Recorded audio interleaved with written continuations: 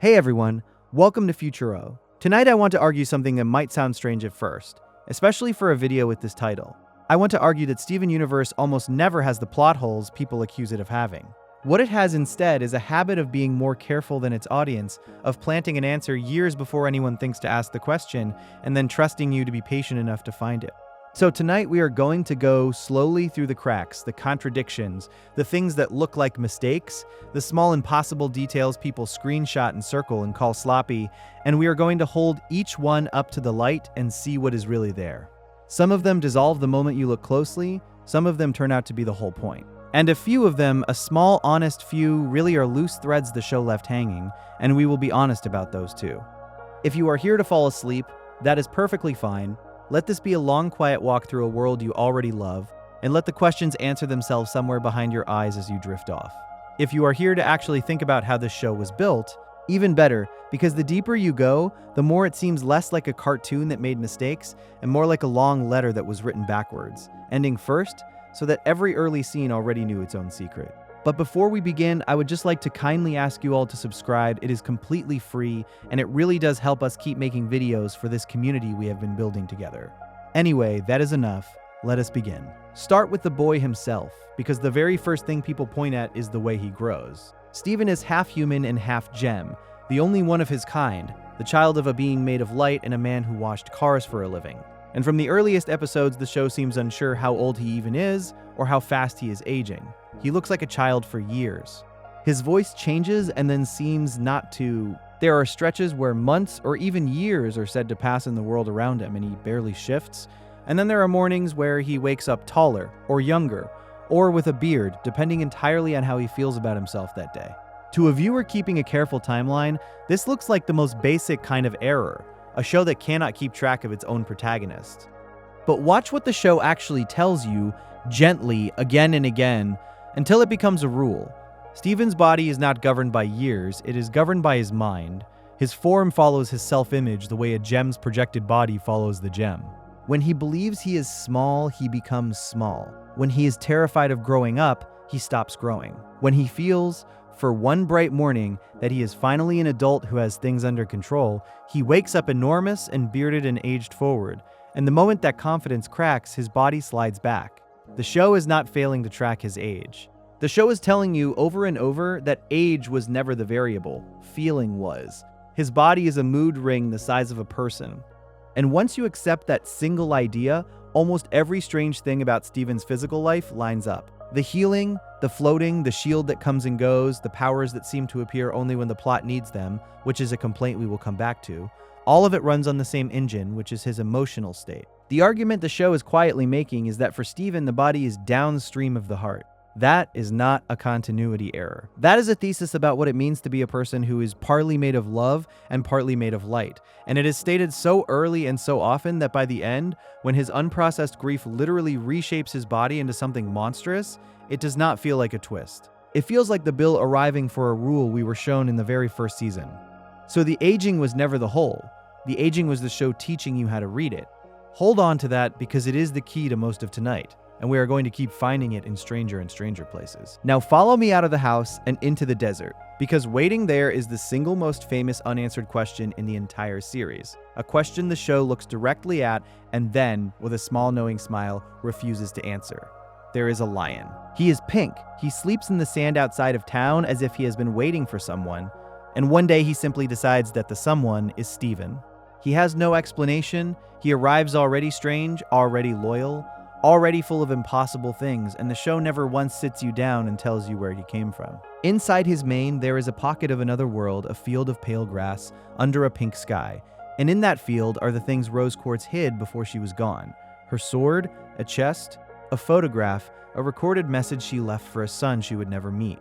A lion that carries a dead woman's secrets in a space that should not exist, and no origin story anywhere. For a lot of people, that is the definition of a plot hole. The show introduced a mystery and then never paid it off. But here interpretation has to do some careful work, because there is a difference between a question a show forgot to answer and a question a show chose to leave open. And Lion sits exactly on that line. What the show confirms is small and certain. Lion is connected to Rose. He is the same impossible pink as her shield, as the light she passed to her son. He responds to Steven's family, he keeps Rose's belongings, he can open paths between places, and his pocket dimension holds the most private things she owned. What the show implies without ever saying it is that Lion was something ordinary that Rose touched with her healing power and made into something that does not die and does not quite belong to the normal world anymore. The most common reading among fans, and it is only a reading, is that Lion was a real animal, dying in that desert, and that Rose healed him the way Steven later heals a cracked gem, and that the healing left him pink and deathless and strange. Nothing in the show ever confirms this. It is a theory, and I want to be clear that it is a theory. And the reason the show never confirms it is, I think, the most important thing about Lion. This is a series obsessed with grief, with the things the people we lose leave behind, with the way love keeps arriving from someone who is no longer here to send it. Lion is that idea made into a creature. He is a gift from a mother to a son, delivered years too late, carrying her sword and her voice and her secrets, and he comes with no instructions because grief never does. To explain him fully would be to ruin him. A loose thread, yes, but pull on it and you do not find a mistake. You find the show's whole heart, sitting in the sand, breathing slowly, waiting to carry a boy somewhere his mother could not.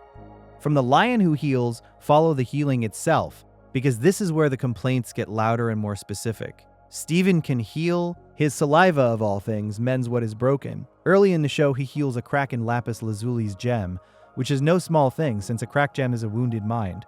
He heals Connie's eyes so completely that she no longer needs her glasses. He brings water to life. And yet, for long stretches afterward, the same power seems to vanish exactly when it would be most useful. He cannot simply heal the corrupted gems he fights. He cannot fix every wound on command. There are moments where a single touch should solve the episode, and the show quietly declines to let it. To a frustrated viewer, this reads as the laziest kind of writing, a magic eraser that works when convenient and fails when the plot needs tension. But look closer at the pattern, because there is one, and it is consistent in a way that accidental writing almost never is. Steven's healing does not run on technique. It runs on belief, on emotional truth, on whether he genuinely feels the love the power is made of. When he heals Lapis, he is not performing a procedure, he is reaching out to a frightened, furious prisoner, and meaning it. When his power fails, it tends to fail in exactly the moments he is doubting himself, grieving, frightened, or unsure whether he even deserves to be the one holding this gift. Watch the season where he loses his powers entirely. They do not disappear because of an injury, they disappear because of how he feels about himself, and they return when that feeling changes. The healing is not a tool with the fixed charge, it is an expression of his heart, and his heart is not always available on command, because no one's is. And there is a harder limit underneath that, one the show builds toward for years. Steven's healing can mend a crack. It cannot, on its own, undo corruption. And the reason is the single most elegant piece of world building in the series. So let me lay it out the way the show finally does. Corruption was not a disease or an accident. It was a weapon. When the war for Earth ended, the three remaining diamonds, white, yellow, and blue, in their grief and rage over the apparent shattering of the fourth, unleashed a single coordinated blast of light across the entire planet. That light warped every unprotected gem left on Earth into a monster, twisting their forms into the corrupted creatures the crystal gems spend the whole series capturing and bubbling rather than killing. It was diamond light that did it. And the show's quiet, ironclad rule is that only diamond light can undo it. This is why Rose Quartz, for all her love, never managed to heal the corrupted gems she clearly mourned. People list that as a contradiction. She could heal, the argument goes, so why did the woods stay full of monsters she could not save? But the show's answer, once you have the full picture, is devastatingly simple. Rose was not only Rose. We will get to what that means in its own time. The corruption was inflicted by the combined power of the diamonds, and no single gem, not even a healer, not even her, carried enough of that specific light alone to reverse it. She could comfort the corrupted. She could not cure them, and she knew it, and she carried that failure quietly, and the show lets you feel the weight of it only in hindsight.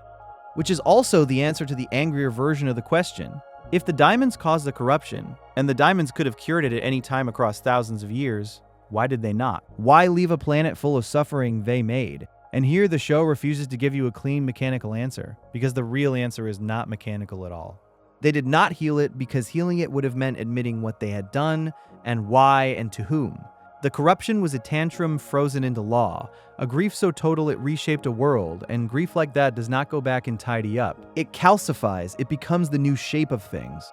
The diamonds left Earth broken for the same reason people leave rooms exactly as they were when someone died. To change it would be to accept the loss. That is not a plot hole. That is the show telling you that the most powerful beings in the universe were emotionally paralyzed, and that the entire war and all its monsters were at bottom a family that could not talk about its own pain. Before we move on, if you're enjoying this analysis, please consider subscribing. It helps the channel tremendously.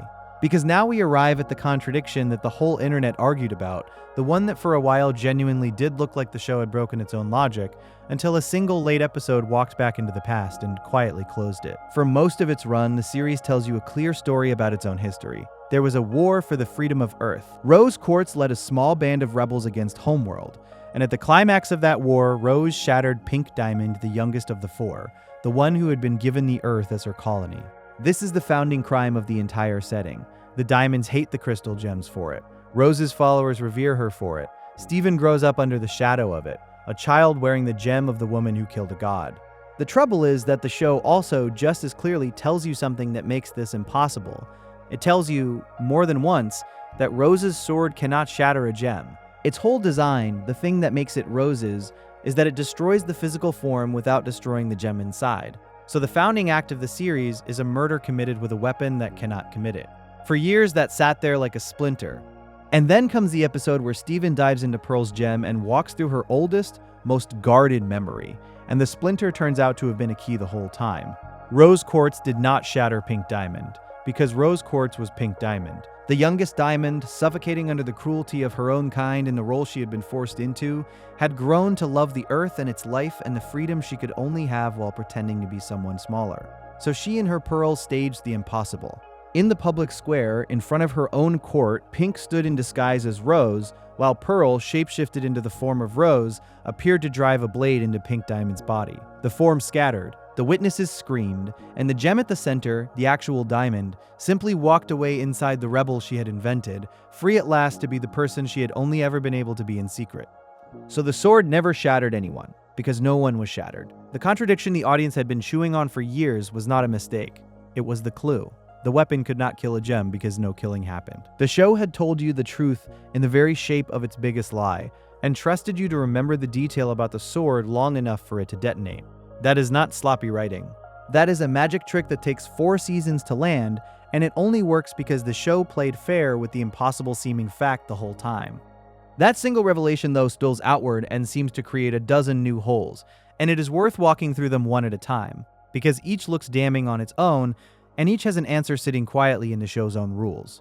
The first is Pearl. If Pearl knew the truth, that Rose was pink, that the war was in some sense a performance staged by the very being it was waged against, then how did she keep that secret through thousands of years and dozens of opportunities? And why? When she so obviously wanted to tell Steven, could she only ever gesture and choke and fail? People watched Pearl behave strangely for whole seasons and assumed the writers simply had not decided the truth yet.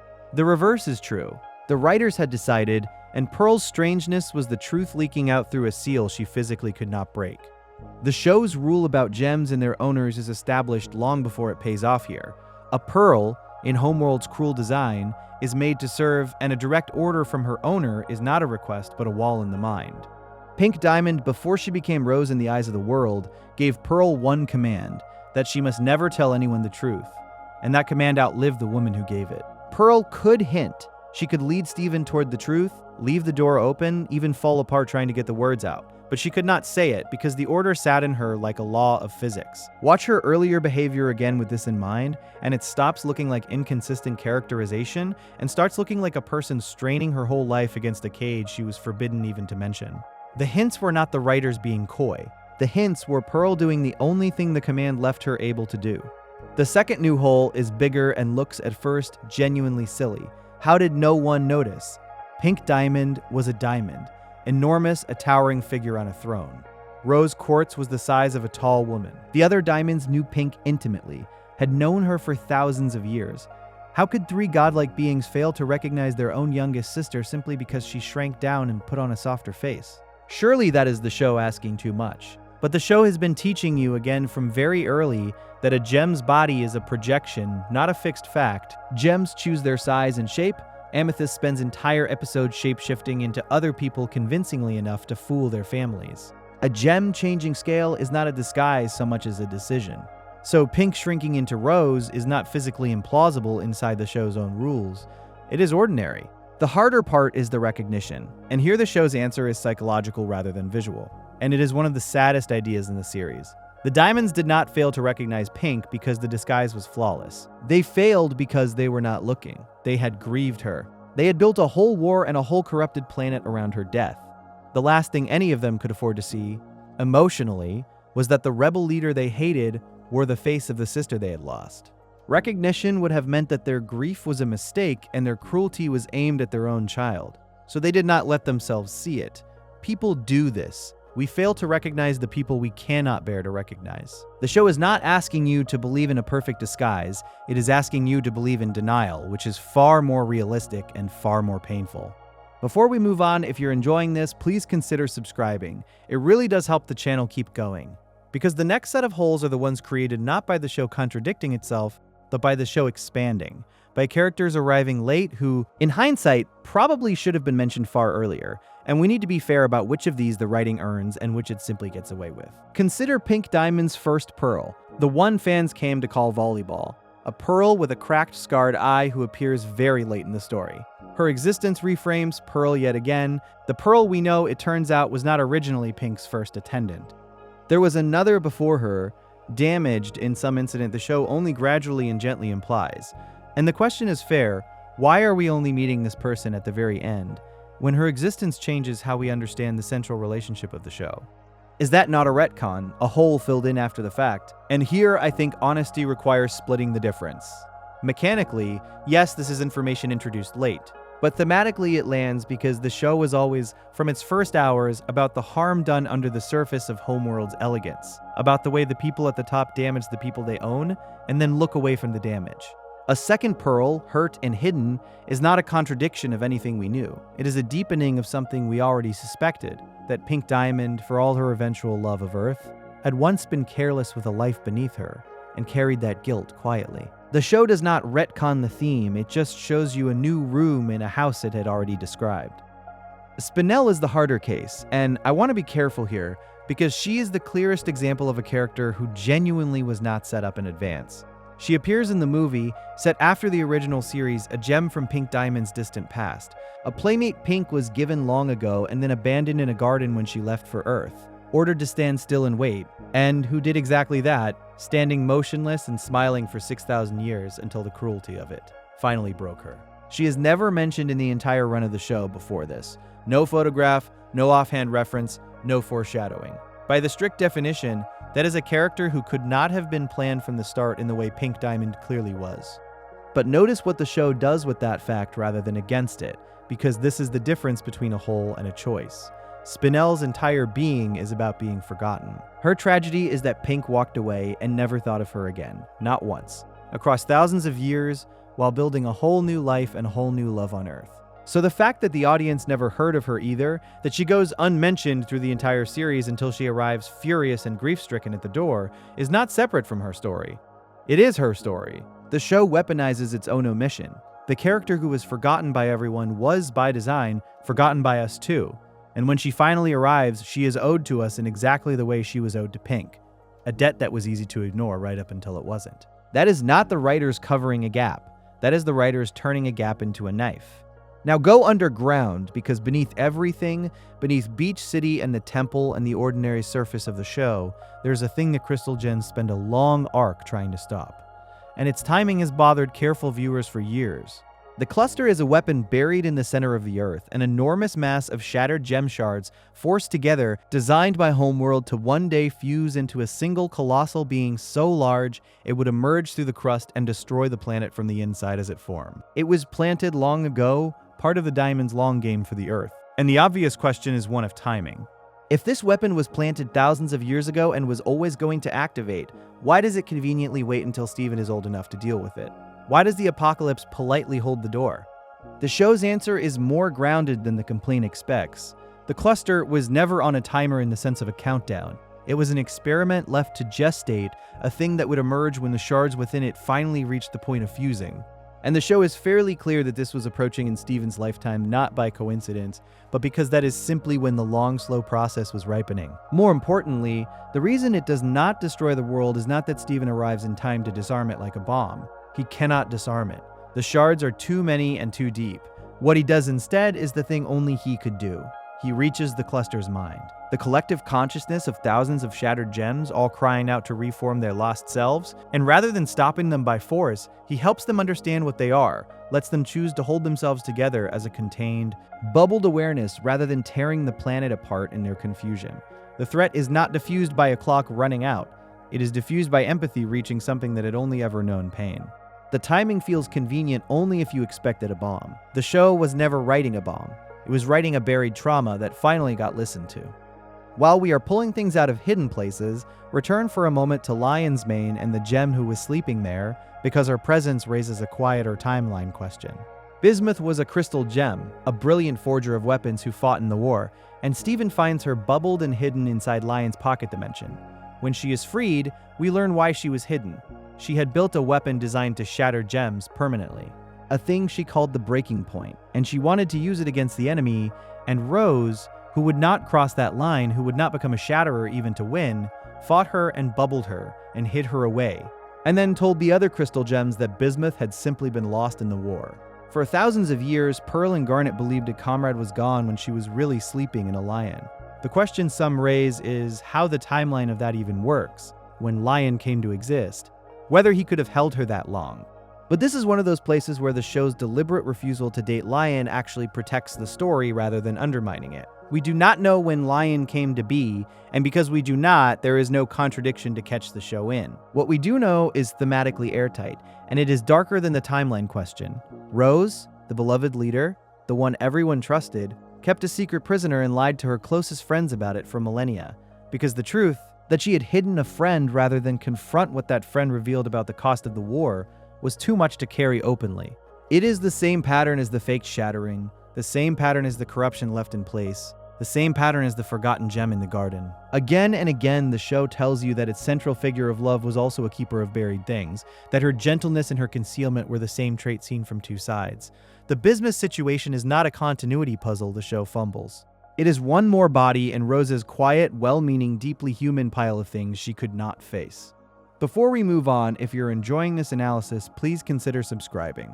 It helps the channel tremendously, because all of this circles a single relationship that some viewers treat as the show's biggest unexamined impossibility, the love story at the root of everything, and the strange nature of the boy it produced. Greg Universe was a traveling musician with a van and not much else when he met Rose Quartz, and they fell in love, a human man and an ancient being of light who had already lived for thousands of years and led a war before his grandparents were born. People sometimes flag the chronology as a whole. The war ended so long ago, Greg is just a guy from the modern world. How do those timelines even touch?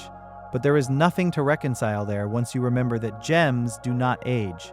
Rose had simply been alive the entire time for all of human history and long before it. And Greg met her in his own ordinary present, the way you might meet anyone, except that she happened to be older than agriculture. That is not a contradiction. That is just the premise. The genuinely strange thing, the thing worth slowing down for, is what their love made. Steven exists because Rose gave up her physical form to create him. A gem cannot have a child the way a human can. What she could do, what she chose to do, was pour herself into the making of a new life, surrendering her own body so that her gem could pass to a child who would be something entirely new, half her light and half Greg's humanity. And this is where a real and beautiful ambiguity lives, one the show treats not as a plot hole to be solved, but as a wound to be lived with. Steven carries Rose's gem. It is, physically, the same stone. So the question that haunts him for the entire series is whether he is his own person or whether he is somehow her. Whether Rose is still in there, dormant, whether he is a continuation of her or a replacement for her, or a prison built around what she used to be. The show could have answered this cleanly and cheaply. It chooses not to, and that choice is sometimes mistaken for a dropped thread. But the lack of a clean answer is the answer. Late in the story, when White Diamond forcibly pulls Steven's gem out of his body, the worst fear is finally tested. The gem and the boy are separated, and what emerges from the gem is not Rose. It is Steven, A second Steven, made of light, who knows himself to be Steven, who wants to be back with the human half, who is in every way the same person. Rose is not hiding inside the stone, waiting to return. She is gone. She gave herself up completely, and what she left was not herself in disguise, but the raw material of someone new. And that someone is wholly, irreducibly Steven. The show spends years letting him fear he is just his mother's echo, and then proves in the most literal possible way that he is his own soul. The identity question was never an unanswered hole. It was the central anxiety of his life, and the show answered it at the exact moment it would hurt and heal the most. Let us turn now to fusion, because fusion is the show's signature idea and also the place where people most often think they have caught it being inconsistent. Two gems can join into a single larger being, a fusion who is not simply the sum of the two, but a new person, a relationship walking around in a body. And the rules seem to shift. Garnet, the calm leader, is herself a fusion, two gems named Ruby and Sapphire who have chosen to remain joined almost permanently for thousands of years.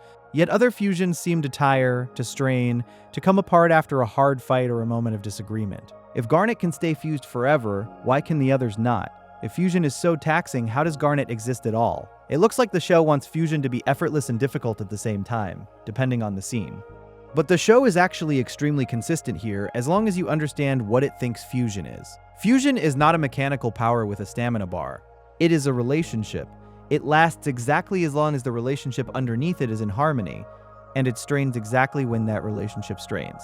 Garnet stays fused not because Ruby and Sapphire have more raw endurance than anyone else, but because they are in love, deeply and stably. And being Garnet is the truest expression of that love. When Garnet does come apart, and she does, it is never from physical exhaustion.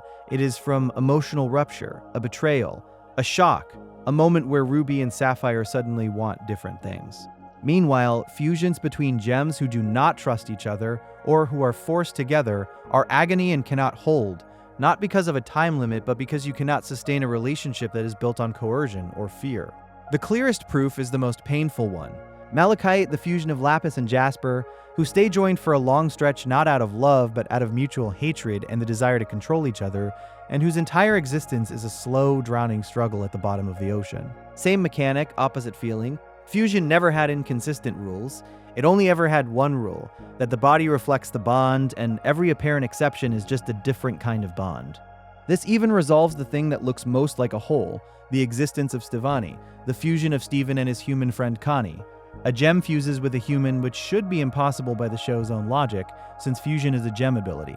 But Steven is not only a gem, and not only a human, he is the living proof that the line between the two is not absolute. And his fusion with Connie works for the same reason all fusion works. Because the bond is real. The show does not break its rule for Stevani. Stevani is the rule taken to its most hopeful conclusion, that connection itself, not biology, is what fusion is made of. Before we move on, if you're enjoying this, a subscribe really does help us keep making these. Now stay underground for one more, because the same character who teaches us the most about fusion also sits at the center of a complaint about her own body. Amethyst is a crystal gem, but she is not like the others and she knows it, and it eats at her. She is smaller than she should be. Gems like her are grown, not born, forced up out of the ground in places called kindergartens, where machines drill into rock and drain the life from the surrounding land to produce soldiers. Amethyst came from the abandoned kindergarten on Earth, the very place the war was fought to stop, and she emerged late, long after the others of her kind had been made and had left, alone, underdeveloped, smaller than a proper quartz soldier is meant to be. Some viewers treat this as an inconsistency, since other gems of her type, when we finally meet them, are large and imposing. So why is she the runt, and how did she come from the same process? The show's answer is quietly one of its most human ideas, dressed up as geology.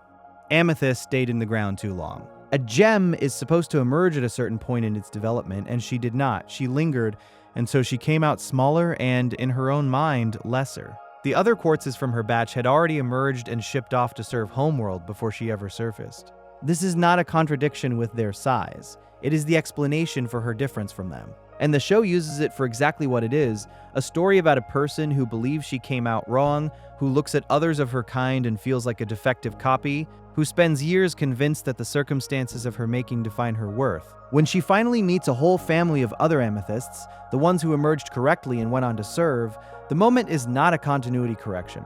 It is a homecoming for a character who needed to learn that being different from how you were supposed to be is not the same as being broken. The runt of the kindergarten was never a slip in the world building. She was the world building turned into a person learning to forgive her own origins. And those other amethysts, the family she meets, answer their own apparent puzzle too. People ask why a group of Earth-made quartz soldiers would be living on Homeworld, in the heart of the Empire, working ordinary jobs when the whole point of the Earth colony was abandoned after the war. But that is exactly why they are there. They were made on Earth before the colony fell, shipped off-world as the project collapsed, and then simply absorbed into the machine of Homeworld society like any displaced workers, doing unglamorous duty in a place that was never quite home. A little rougher and warmer and stranger than the gems around them because of where they came from. They are immigrants, in everything but name, carrying the dust of a planet they were never allowed to know. The show did not forget where they should be. It placed them exactly where history would have swept them, and let their out-of-placeness be the point. Now we come to the complaint that gets aimed at almost every show with powers, but which lands strangely softly here once you've been paying attention. Steven's abilities, people say, appear only when the plot needs them. His shield shows up to save the day and then is gone for episodes. His bubble protects him at the perfect moment and then is unavailable when it would have helped. He floats when the story requires a gentle landing and falls when the story requires danger. This looks like the oldest trick in lazy writing, a hero whose toolkit is whatever the scene demands. But you already know the answer because we started the whole night with it. Steven's powers are not tools, they are feelings. Every single one of them is tied to an emotional state, and the show is almost ruthlessly consistent about this once you watch for it. His shield, the inheritance from his mother, appears when he feels protective, when he is defending someone he loves, and refuses to appear when he is only trying to perform it on command. His floating happens when he is light, untroubled, and fails the instant fear makes him heavy, which is why he can drift down a canyon in a moment of wonder and plummet in a moment of panic. His bubble snaps into being around him and the people he wants to keep safe precisely when his instinct to protect overwhelms everything else. The reason his powers seem to come and go with the needs of the plot is that the plot in this show is always a mirror of his inner life. The external stakes and the internal state are the same curve drawn twice. When the story needs his shield, it is almost always because the story has put him in a moment of love or fear strong enough to summon it. The convenience people complain about is just the show being honest that for Steven, what he can do has always been a readout of what he feels. We are right back at the boy whose body is a mood ring. The powers are the same instrument. Before we move on, please consider subscribing if you are enjoying this. It genuinely helps. Now, because this is a compilation and we promise to be thorough, we have to deal with the episodes that bend reality in ways even the emotional logic does not fully cover. The ones that play with time and scale, where the show steps briefly outside its own careful rules to do something stranger. Early on, there is an episode where Steven, frustrated and lonely, uses a time-warping device to go back a few minutes and recruit earlier versions of himself to form a band. And it spirals, as these things do, into a tangle of Stevens arguing across a loop of overlapping moments until the whole thing collapses and he has to undo it. Taken literally, it is a knot of paradoxes. Versions of him persist who, by the logic of a clean timeline, should never have come to exist once the loop is undone. If you tried to draw the chronology on paper, it would not close, and some viewers point at this as the show breaking its own continuity. But this is a case where I think the honest thing to say is that the episode is not trying to be a rigorous time travel story, and the show seems to know it. It is a fable about loneliness and about the impossibility of being your own only company. About a boy so starved for connection that he tries to make friends out of copies of himself and learns that a band, like a family, like a fusion, only works when it is made of different people who choose each other. The time mechanics are a vehicle, not a system, and the show quietly retires the device afterward rather than building a whole physics around it. Because the point was never the physics. I would not defend the loop as airtight science fiction. I would say that it is a mistake to read a tender, slightly surreal parable as if it were a contract, and that the show's refusal to ever lean on time travel again is itself a kind of admission that this was a mood, not a mechanism. Not every strange hour in a long show is a load-bearing wall. Some are dreams the show allowed itself, and this is one. Scale is the other place the show occasionally seems to overreach, and the clearest example is water. When lapis lazuli, a gem whose power is the control of water, first acts on her fury and grief, she does something staggering.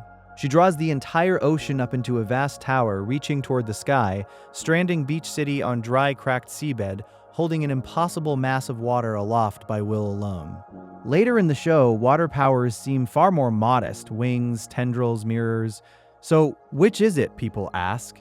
Is Lapis a minor elemental or a near goddess who can lift a sea?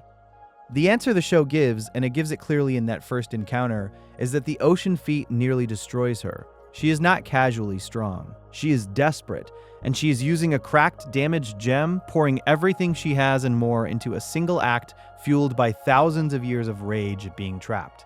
And the effort is visibly tearing her apart. It is not her baseline. It is her at the absolute edge, the way a frightened person can lift impossible weight for one terrible moment. And crucially, after Steven heals her, her relationship to her own power changes, because she is no longer acting from that bottomless well of desperation.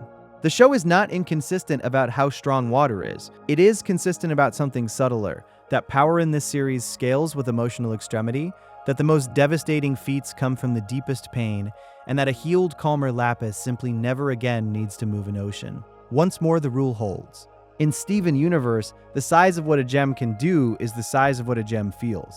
And the ocean tower is not a power level. It is the visible shape of one being's despair. Stay for a moment with the question of how the world physically works, because the way the gems travel across it raises a small puzzle that viewers notice very early. The crystal gems move around the planet and sometimes beyond it by stepping onto warp pads, ancient circular platforms that lift them in a beam of light and set them down somewhere far away. And the obvious question is why, if a network like this exists, the gems are ever stranded, ever slow, ever unable to simply warp directly to wherever the trouble is. Some places seem to need a working pad at both ends. Some pads are cracked and lead nowhere. Some destinations cannot be reached by warp at all and have to be walked to or flown to or reached by ship. It can look as though the show hands out fast travel and takes it away exactly as each episode needs.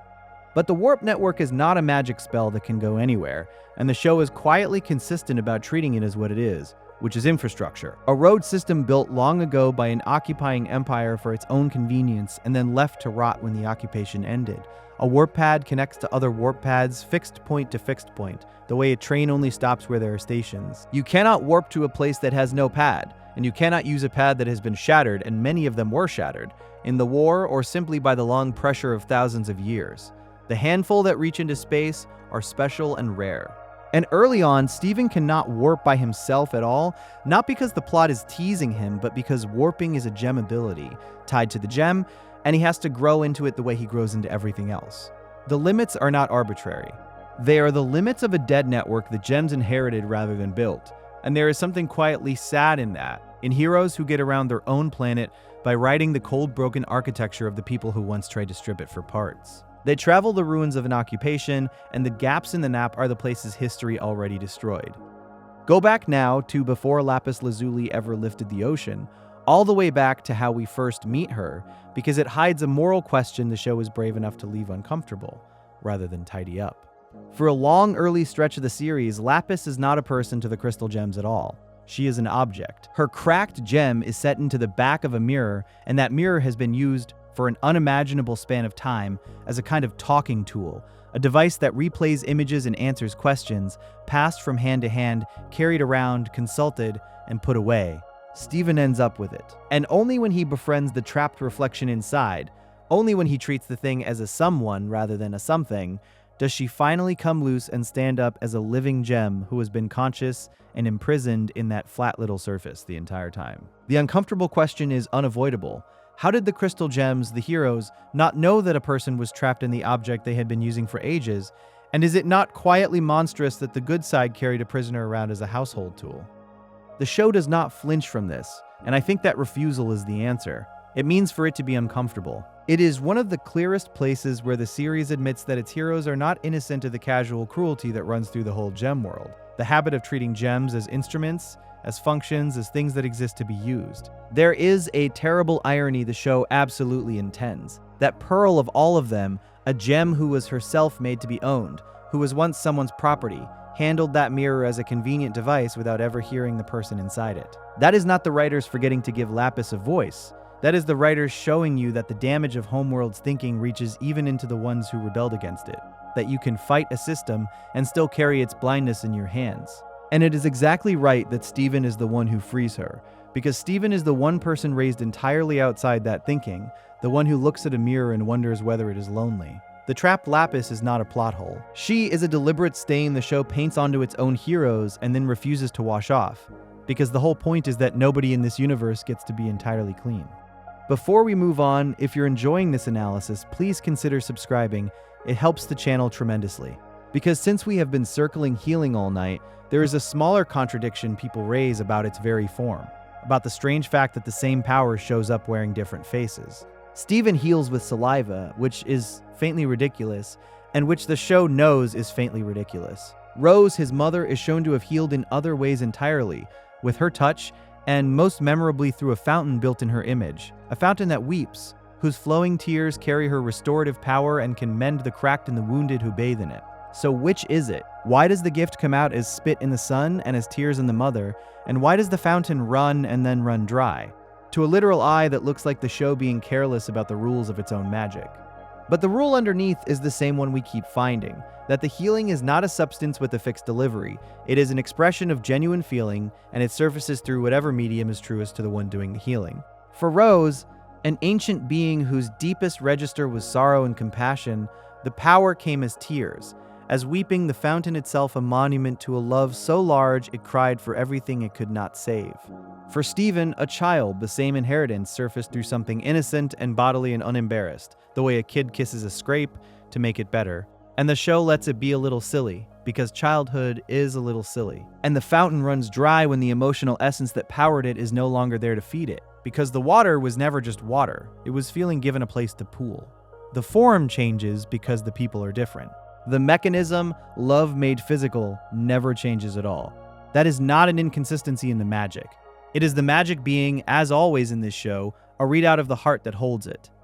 Speaking of powers that seem to change, consider Peridot, because her arc contains what looks like a clean contradiction and turns out to be one of the show's gentlest ideas about who we are allowed to become. When Peridot arrives, she is a technician, a homeworld engineer who relies entirely on machinery, limb enhancers that give her height and tools and the ability to fly and project screens. Strip away the technology, as the crystal gems do, and she is small and seemingly powerless, a gem with no natural combat ability at all. And she says as much. She calls herself defective, a Peridot without the powers her kind is supposed to have. And then, much later, she discovers she can control metal, moving it with her mind, a genuine and significant power. So, which is true? Is she powerless or is she secretly strong? And is the metal power not just a convenient upgrade handed out when the writers needed her to matter? But listen to how the show frames it.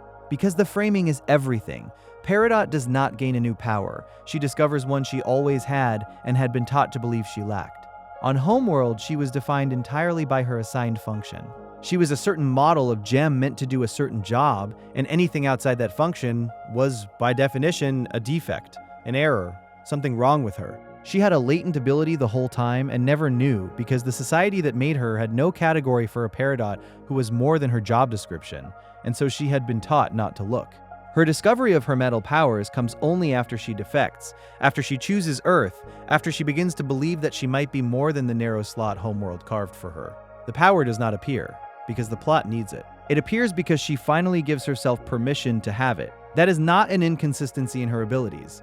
That is the show saying that the labels placed on us, defective, ordinary, lesser, can blind us to what we actually contain. And that sometimes the only thing standing between a person and their own strength is a story they were told about themselves before they were old enough to argue. Before we move on, if you're finding this worthwhile, please consider subscribing. It helps the channel more than you would think. Now follow this idea of resetting and rewriting a gem into the movie, because the movie builds an entire plot on a device that some viewers felt cheapened the show's hard-won growth.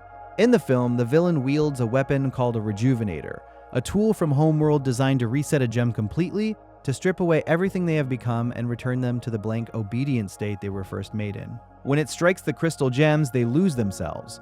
Pearl, amethyst, garnet, and others are reduced to factory settings, their memories gone, their personalities erased, their thousands of years of growth and love and rebellion wiped clean.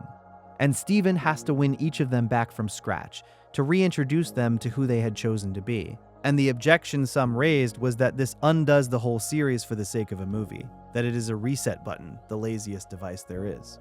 But I would argue the Rejuvenator is the opposite of a cheat. because of what it costs and what it proves. A reset button erases growth permanently and pretends it never happened. The Rejuvenator does the reverse. It strips the characters down precisely so the show can demonstrate that their growth was real, that it was not a costume but a self, by making them earn it back in front of us. When Pearl is reset, she does not stay reset. The bond with Steven, the years of love, reassert themselves, because they were never superficial.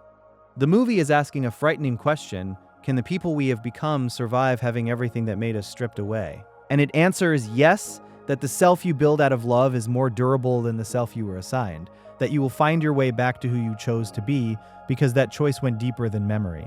The reset is not there to undo the series. It is there to test whether the series was true and the characters pass. That is a movie using a blunt instrument to make a delicate point, and the point only works because the 7 seasons behind it were real enough to come back.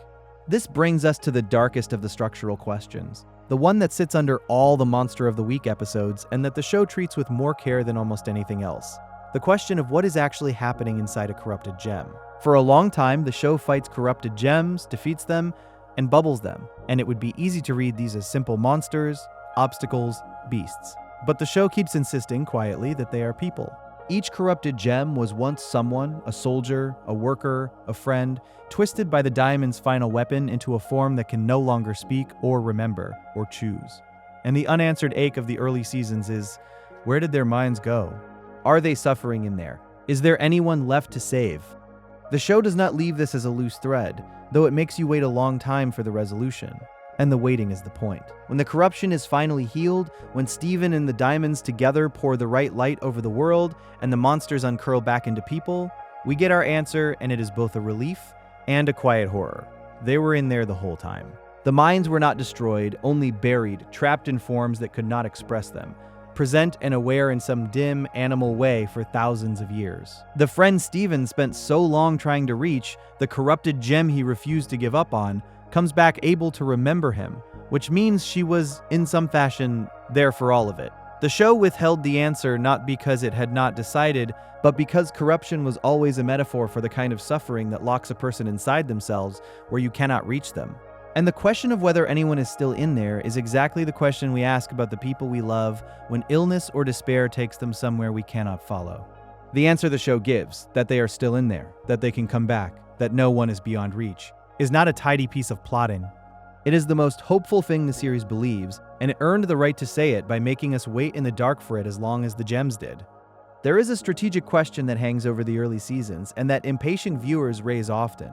Homeworld is an empire spanning galaxies, with weapons and ships and the power to corrupt a planet from orbit. The crystal gems are a handful of survivors hiding on a single beach. So why does Homeworld wait so long to simply come and finish them? Why are there years of relative quiet, the occasional probe or scout, rather than an immediate, overwhelming invasion? It can look like the threat is only as large as each episode needs it to be. But the show's eventual picture of Homeworld explains the silence completely, and it is a sadder explanation than mere strategy. Homeworld did not return to Earth in force, because Earth was, to them, a grave. It was the place where Pink Diamond died. The Diamonds did not avoid finishing the rebels out of weakness or oversight. They avoided Earth because going there meant facing the loss they had built their whole frozen grief around. The planet had been written off, corrupted, abandoned, sealed away in memory like a room no one will enter. The scattered scouts and probes that do come are the actions of an empire poking at the edges of a wound it cannot bring itself to touch directly. And when Homeworld's attention finally does turn back toward Earth in full, it is not because they suddenly remembered the rebels.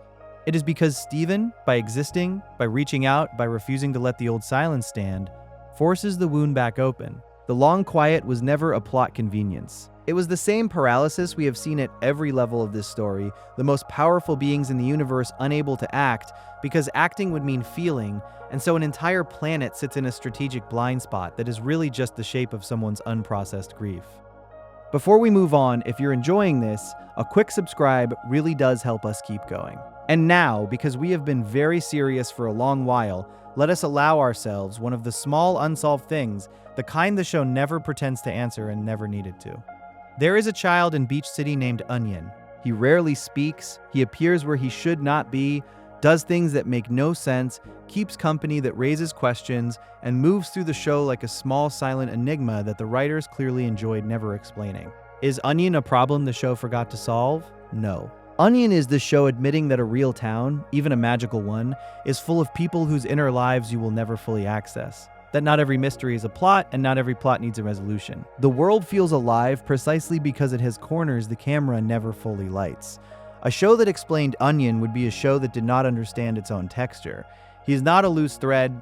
He is set dressing with a heartbeat, a reminder that the ordinary world of the show is allowed to keep a few secrets that have nothing to do with gems or wars or diamonds, and that some of the best small mysteries are the ones you laugh at rather than solve. That lightness, though, points back to a serious structural question people raise about Steven himself: the logistics of being half of two things. Gems do not eat.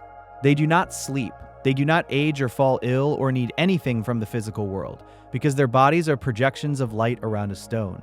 And yet Steven eats constantly, sleeps in a bed, grows hungry and tired, catches a cold in at least one memorable stretch, and is, in nearly every daily way, a human boy with a gem in his stomach. How do those two natures coexist in one body without contradiction? How is he a being of light who also needs breakfast? The show's answer is that he is genuinely both not a gem wearing a human costume and not a human carrying a magic rock, but a true hybrid in whom the two natures are braided together. And it treats the friction between them as one of his defining struggles rather than a problem to hide. His human half needs to eat and sleep and can be hurt in ordinary ways. His gem half gives him the shield and the healing and the long, strange powers. And the places where they meet are exactly where his story lives. He can be wounded as a human and healed as a gem. He can be exhausted as a boy and luminous as a gem. In the same hour, the famous instability of his body, the way it answers his mind, is the negotiation between these two natures playing out in real time. The show never claims the two halves coexist seamlessly. It claims the opposite, that being both is hard, that he is the only one of his kind, precisely because no one has ever had to hold these two ways of existing in a single self before, and that the cost of that uniqueness comes due, painfully, by the end. The logistics are not a hole the show overlooked. They are the lived difficulty of being a new kind of person, and the show would rather show you that difficulty than pretend it away. Now consider Garnet, and the power that seems to make her unbeatable and yet repeatedly fails to prevent her from being surprised. Garnet, through the sapphire half of herself, has future vision. She can see the branching paths of what is to come, the many possible outcomes spreading out ahead of her, and she uses this to fight with uncanny grace and to guide the team with calm certainty. But if she can see the future, viewers ask, why is she ever caught off guard? Why does anything ever shock her? Why do plans go wrong for a being who should always know what comes next? It looks like the show wants her to be prophetic when it is convenient, and blind when the plot needs danger. But the show is careful, through Sapphire, to define exactly what this vision is and is not, and once you hold that definition, the contradiction evaporates. Future vision does not show one fixed future. It shows probabilities, a vast branching field of maybes, and it is only as good as the information feeding it. When something enters the situation that Sapphire did not and could not account for, the whole projection shifts. The clearest demonstration is the day Ruby and Sapphire first meet, when Sapphire has foreseen a particular outcome with total confidence, and then an unplanned fusion, an act of spontaneous love, occurs, something her vision never contained. And suddenly, the future she was certain of is gone, replaced by one she never saw. That is the show telling you the rule directly. Future vision is undone by genuine novelty, by free choice, by the new. Garnet is surprised precisely in the moments when something truly unprecedented happens, which in this show is almost always an act of love or rebellion or change, the very things the series holds sacred. Her blind spots are not lazy writing. They are the show insisting that the future is not fixed, that choice is real, that even a being who can see ahead cannot see past the moment when someone decides to do something new. The limits of her power are a philosophical position about freedom, stated as a superpower. Before we move on, if this is the kind of thing you enjoy, please consider subscribing. It really does help. Now to one of the most basic mechanics of the show, the thing that happens dozens of times and that some viewers never quite square. What it means when a gem is defeated. When a gem takes enough damage, their physical body bursts apart in a puff of light, and the gemstone itself, the real core of them, drops to the ground intact. This is called being poofed, and it is not death. The gem then spends time, sometimes moments, sometimes years, regenerating a new body from light, and when they return, they often look different. A new outfit, a slightly changed form, while remaining unmistakably themselves in personality and memory. People find two things odd here. First, that violence in the show so rarely seems permanent, which can drain the stakes. And second, that a gem can rebuild their entire body and change their clothes, but never their character, which seems to treat the body as both disposable and essential at once. But this is, again, the show being precise about its own metaphysics. The gemstone is the person, the body is a projection the gemstone generates, a chosen expression, like an outfit, like a self-image made visible. So poofing is not death because the person, the stone, survives, and reforming with new clothes is not inconsistent because the body was always a changeable expression of an unchanging core, the way you can cut your hair and buy new clothes and still be entirely yourself. The personality persists because the personality lives in the gem, not the projection. And far from draining the stakes, this is what makes the show's rare true deaths so devastating, because the series draws a hard, clear line between poofing, which is recoverable, and shattering, which destroys the gemstone itself and is final unrecoverable, the actual death of the person. The whole moral weight of the war, of Bismuth's breaking point, of Rose's refusal to shatter, depends on this distinction being absolutely firm, and the show never once blurs it. Bodies are clothes, the gem is the soul. Damage the clothes and you will be back. Break the soul and you are gone forever. That is not a loose rule. That is one of the most consistent and load-bearing laws in the entire series. And that law explains the architecture of the world too. The bubbles and the pocket dimensions and the endless rooms of the temple that seem to defy space. Gems can store things in bubbles, small spheres of force that hold a gemstone safely and can be sent away to a storage space with a tap. Lion holds a whole field inside his mane. The temple contains rooms far larger than its outside could possibly fit. Each crystal gem's chamber a vast environment shaped to their nature. Where does all that space come from? Where does the matter go? The show treats gem technology and gem bodies alike as expressions of organized light and will, rather than ordinary matter, which is why a bubble can hold something outside of normal space. Why a mane can contain a meadow, why a temple can be bigger inside than out. It is the same principle as the projected body scaled up to architecture. None of it obeys conservation of ordinary matter, because none of it is ordinary matter. The show set this rule at the level of the individual gem in its very first hours, and then simply trusted it to hold at every larger scale, and it does. The impossible spaces are not the show forgetting how physics works. They are the show applying its one consistent idea, that in this world reality is made of light shaped by mind, all the way up from a single stone to a building to a creature that carries a world in his hair. There is a more emotional structural complaint that deserves real attention, because it is not about mechanics at all. Why, people ask, did the crystal gems keep Stephen in the dark for so long? They let him grow up believing a simplified, heroic version of his mother in the war, withholding the truth about Pink Diamond, about the fake shattering, about Bismuth, about so much. If they had simply told him, half the conflicts of the series would never have happened. Is that not just the show manufacturing drama through characters refusing to have one honest conversation? The oldest cheat in storytelling. But look at who is keeping each secret and why, because the show is meticulous about this.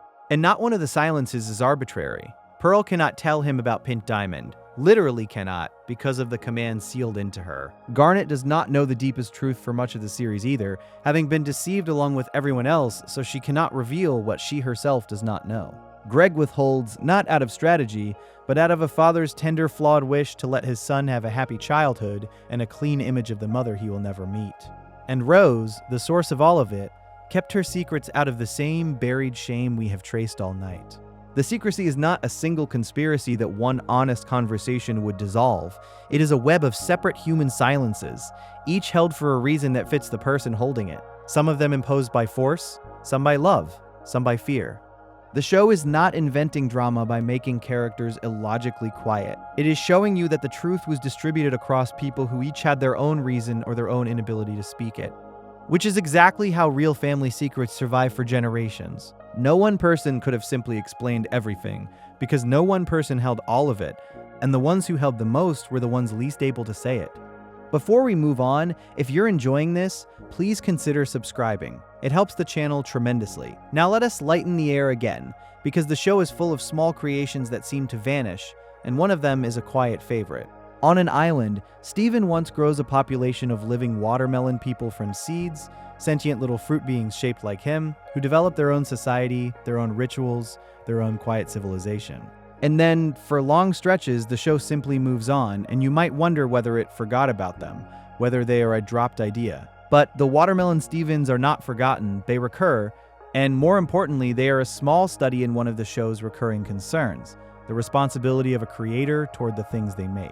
Steven brings life into being almost carelessly, and then has to reckon with the fact that those lives are real, that they look up to him, that they will defend him, that he owes them something even though he never meant to make them. They are a miniature of the show's largest questions, about the diamonds and the gems they grow in kindergartens, about Rose and the sun she made out of her own dissolution, about what we owe to the lives we bring into the world without fully understanding what we are doing. The watermelon people are not a thread the show dropped. They are a small mirror it set down and then picked up again exactly when it wanted to ask, more gently than usual, what it means to be responsible for a life you created. And that idea of beings made for a purpose leads to a practical objection people raise about how gems fight. Homeworld is a civilization of staggering technology, capable of interstellar travel, of growing soldiers from the ground, of corrupting a planet from space. So why in so many confrontations do gems resort to summoning physical weapons and brawling hand-to-hand, swords and whips and gauntlets, like an ancient army rather than a spacefaring empire? Surely a society that can corrupt a world from orbit does not need to punch. But this too reflects something the show believes about its own world rather than a failure to think it through. A gem-summoned weapon is not merely a tool, it is an extension of their very self, drawn from their gemstone, an expression of who they are, the way Rose's shield is her protectiveness made solid, and Amethyst's whip is her wild lashing energy made visible. Fighting with these weapons is, for a gem, a deeply personal act, almost an emotional one, closer to dance or to speech than to military procedure. The Empire does use its terrible technology when it acts as an empire. The corruption blast, the ships, the cluster, but individual gems, especially the crystal gems, fight with their summoned weapons because for them, combat is intimate, a clash of selves, not an industrial operation. And the show quietly contrasts this throughout. The cold, technological cruelty of Homeworld at scale against the personal, embodied, almost loving way the crystal gems fight for each other. The hand-to-hand fighting is not the show forgetting its own tech level. It is the show drawing a line between violence as machinery and conflict as something personal, and letting its heroes always belong to the second kind. Before we turn back to the ocean, we have to deal with a stretch of the show that makes some viewers feel a character was broken rather than a rule. Because for a few episodes, the gentlest, most loyal member of the team behaves in a way that looks, on its surface, almost unforgivable, and the complaint is that it comes out of nowhere. Pearl, who loves Garnet, who reveres her, who would do anything for the team, begins to deceive her. She fakes a danger, an old communication hub that needs repairing again and again. And each time she lures Garnet into fusing with her, into becoming the towering, brilliant fusion the two of them make together. Because Pearl is in love with the feeling of that union, with being merged with someone she admires, with being, for a little while, part of something larger than her lonely self. When Garnet discovers the lie, the betrayal is total. She feels violated, used, tricked into an intimacy she did not freely choose, and she refuses to fuse with Pearl for a long, cold stretch afterward. And some viewers recoil, because this seems wildly out of character for the show's most devoted figure. But it is, in truth, the most in-character thing Pearl ever does, and the show knows exactly what it is showing you. Pearl's entire self was built around belonging to someone. She began as a Pearl, made in Homeworld's design to serve, to be owned, to find her whole meaning in another's regard. She transferred that devotion to Rose and poured thousands of years into it. And what she does to Garnet is the dark underside of that same nature. The lonely, bottomless hunger to be needed, to merge, to dissolve her solitary self into a bond, curdling into something possessive and dishonest. The show treats it with real seriousness as a genuine violation, because tricking someone into fusion is a violation of consent, an intimacy taken rather than given, and it makes Garnet's anger entirely just. This is not the writers forgetting who Pearl is. It is the writers following who Pearl is all the way down into the place where her great virtue, her capacity for total devotion, becomes her great sin.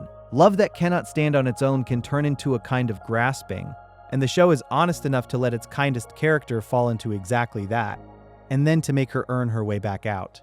That same fusion, by the way, answers a quieter complaint. The worry that fusion is sometimes treated as joyful and sometimes as dangerous, with no clear line between them.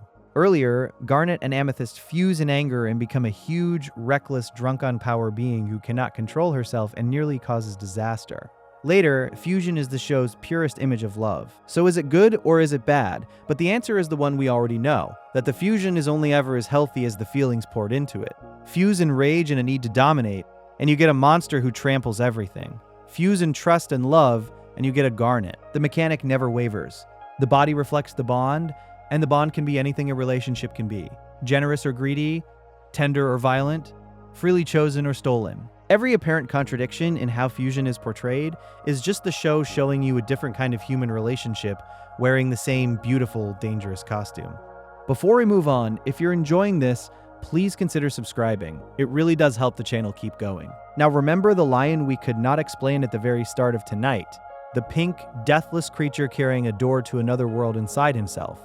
The mystery I argued the show leaves open on purpose. Years after introducing him, the show does something remarkable.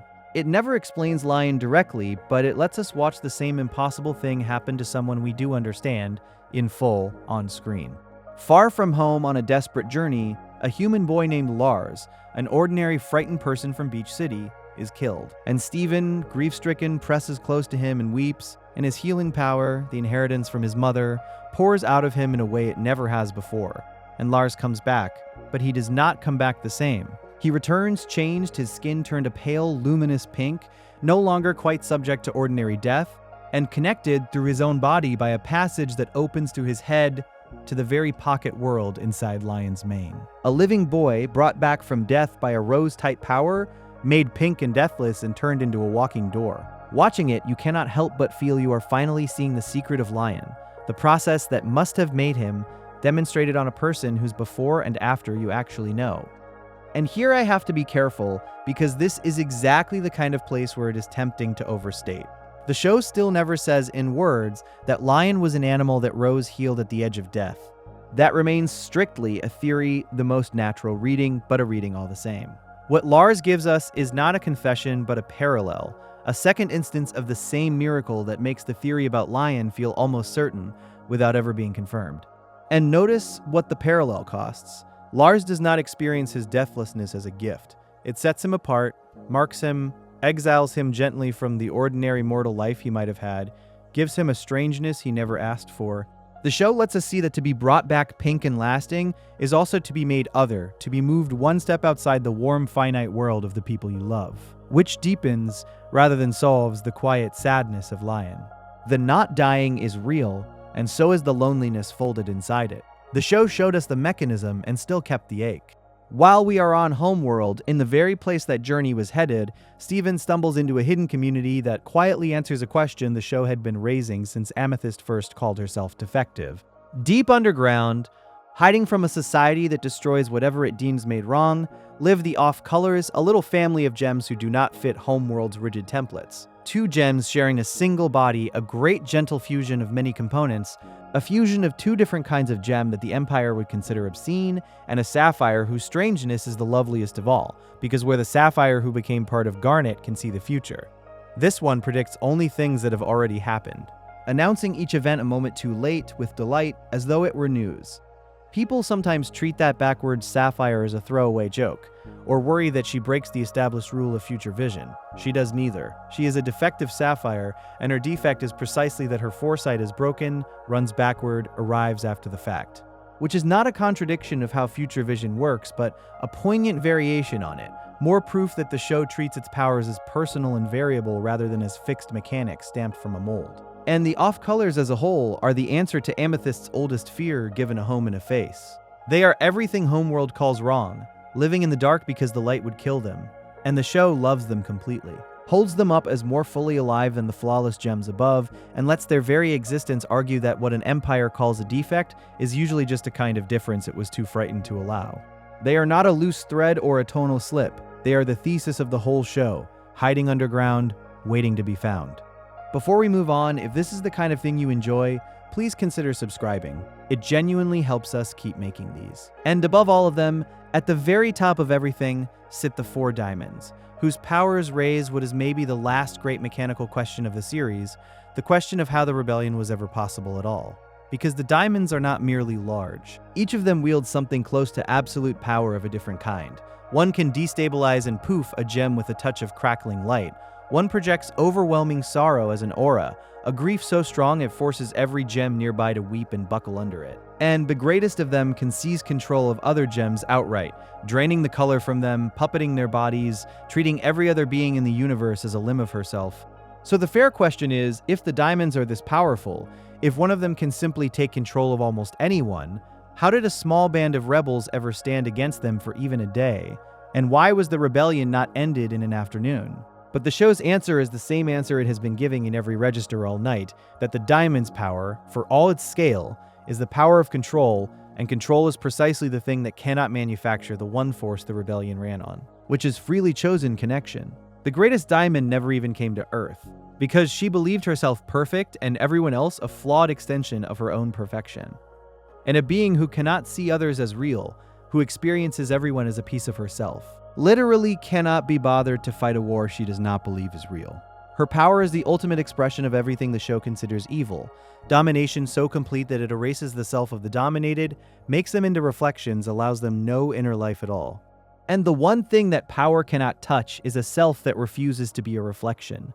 It is the same truth as Garnet's future vision being undone by a free choice. Control can predict, it can command, it can crush, but it cannot reach the place where a person decides freely to love someone. And that undecidable, uncontrollable spark is exactly what the crystal gems were made of. When the greatest diamond is finally face down, she is not outpowered. She is unsettled, made to feel for the first time that she is not the center of everything, that the others are real and separate and not hers, and that single crack in her certainty does more damage than any weapon could. Total control cannot survive contact with a self that will not be owned. The diamond's overwhelming power is not a plot hole the rebellion implausibly survived. It is the show's whole argument, dramatized, that the mightiest force in the universe is helpless against the simplest free act of the heart. Return now to the bottom of the ocean, to the fusion we mentioned earlier, but did not fully sit with, because Malachite is the place where the show's rules about fusion and its rules about feeling fuse into one terrible image. Lapis Lazuli, after everything done to her, fuses with Jasper, the brutal soldier who had tormented her, and she does it not out of love, but out of a desperate need to neutralize a threat, deliberately taking control of the fusion and dragging it down into the sea to hold Jasper prisoner inside their shared body. They remain like that for a long, agonizing stretch, a single being at war with itself in the dark water. And one might ask how that even works, how a fusion built on hatred persists at all when we are told fusion reflects a bond, and how Lapis could possibly hold it together that long. But Malachite is not an exception to the rule that fusion reflects a relationship. It is the rule's most horrifying confirmation. Malachite persists not despite the hatred, but through it, because a relationship does not have to be loving to be powerful, and control can bind two people as tightly as affection, only it binds them in suffering. Lapis holds the fusion together by sheer will, turning her own body into a prison and herself into both the jailer and a fellow inmate, and the show is explicit that this is destroying her, that being Malachite is a slow drowning, a toxic entanglement she cannot escape without facing what she has become. It is, read one way, one of the most painfully accurate depictions of an abusive bond in any work for young people. Two beings locked together by a need to dominate and to punish, each unable to let go, mistaking the intensity of their mutual harm for a reason to stay joined. The long duration is not a violation of the fusion rules. It is the show saying that the worst relationships are sometimes the most durable, held together not by love, but by the refusal to let the other go free, and that escaping them requires admitting the whole thing was poison. Same mechanic as Garnet, opposite truth. Fusion always reflects the bond. Malachite simply reflects a bond made of chains. Before we move on, if you're enjoying this analysis, please consider subscribing. It helps the channel tremendously. Now we come to the last, and for some viewers, the most jarring apparent contradiction of all, the one that lives not inside the original series, but in what came after it. The original series ends in triumph. Steven heals the corrupted, reforms the diamonds, brings peace to a war that lasted longer than human history, and stands at the center of a found family that loves him completely. By every traditional measure, he wins. He gets the happy ending, and then the epilogue series opens, set after all of that, and shows us a Steven who is not happy, who is anxious, who is unraveling, whose powers begin to glow an angry pink, and finally warp his own body into a corrupted monster. The very thing he spent his childhood saving others from. To some, this felt like a betrayal of the ending, as if the show had forgotten its own victory, as if it were undoing Steven's happiness for the sake of more drama. Did they not already establish that he was fine? But this is perhaps the least accidental thing the series ever did, and to call it a contradiction is to miss the entire reason the epilogue exists. The original series never actually established that Stephen was fine. It established that Stephen had spent his entire childhood absorbing other people's pain, fixing everyone, carrying impossible weight, being the one who stayed calm, who forgave, who healed, who saved. While almost no one ever asked whether the boy doing all of that was himself okay. The triumph was real, but triumph is not the same as health. And a child who saves the universe is still a child who was handed the universe to save. The epilogue is the bill arriving. It is the show turning, with extraordinary honesty, to look at the cost of everything the hero did, the trauma he never processed because he was too busy processing everyone else's, the way unhealed pain does not vanish when the war ends, but waits and festers, and finally comes out sideways. His body becoming a monster is the exact same rule we started this whole night with. The boy whose form follows his feeling, except now the feeling is years of buried damage. And so the form becomes the damage. It is not a contradiction of his happy ending. It is the truth his happy ending was hiding, that you cannot give and give and give from a wound you never let anyone tend, and that the strongest, kindest people are often the ones quietest about how much it cost them. The epilogue does not undo the victory. It completes it by finally letting the one who saved everyone be the one who needs saving, and by insisting that healing the universe means nothing if you never let it heal you back. Let us sit for a moment with Bismuth, because we mentioned her hidden in the lion and her terrible weapon, but we never fully faced the question her whole existence poses. And it is a question some viewers think the show dodges. Bismuth built the breaking point because she believed the only way to win a war against beings who would never stop was to be willing to end them permanently, to shatter, to kill. Rose refused, and bubbled her and hid her away rather than answer the argument. And when Stephen finally frees and faces her, he refuses too. But he does it without the lie, without the bubble, by simply telling her no and meaning it. The complaint some raise is that the show stacks the deck, that it makes shattering so absolutely forbidden that it never has to honestly weigh whether Bismuth had a point, whether sometimes, against a genuinely unstoppable evil, the willingness to destroy is not villainy but mercy. But I think the show is braver here than it gets credit for, because it does not actually tell you Bismuth is wrong. It tells you that Stephen will not become the kind of person who decides she is wrong, by destroying her, which is a different and harder thing. The show lets Bismuth keep her dignity, keep her argument, and crucially it brings her back, redeemed not by admitting she was evil, but by being heard, by rejoining the family that once silenced her. Her question is never refuted, because it may not be refutable, and the show seems to know that.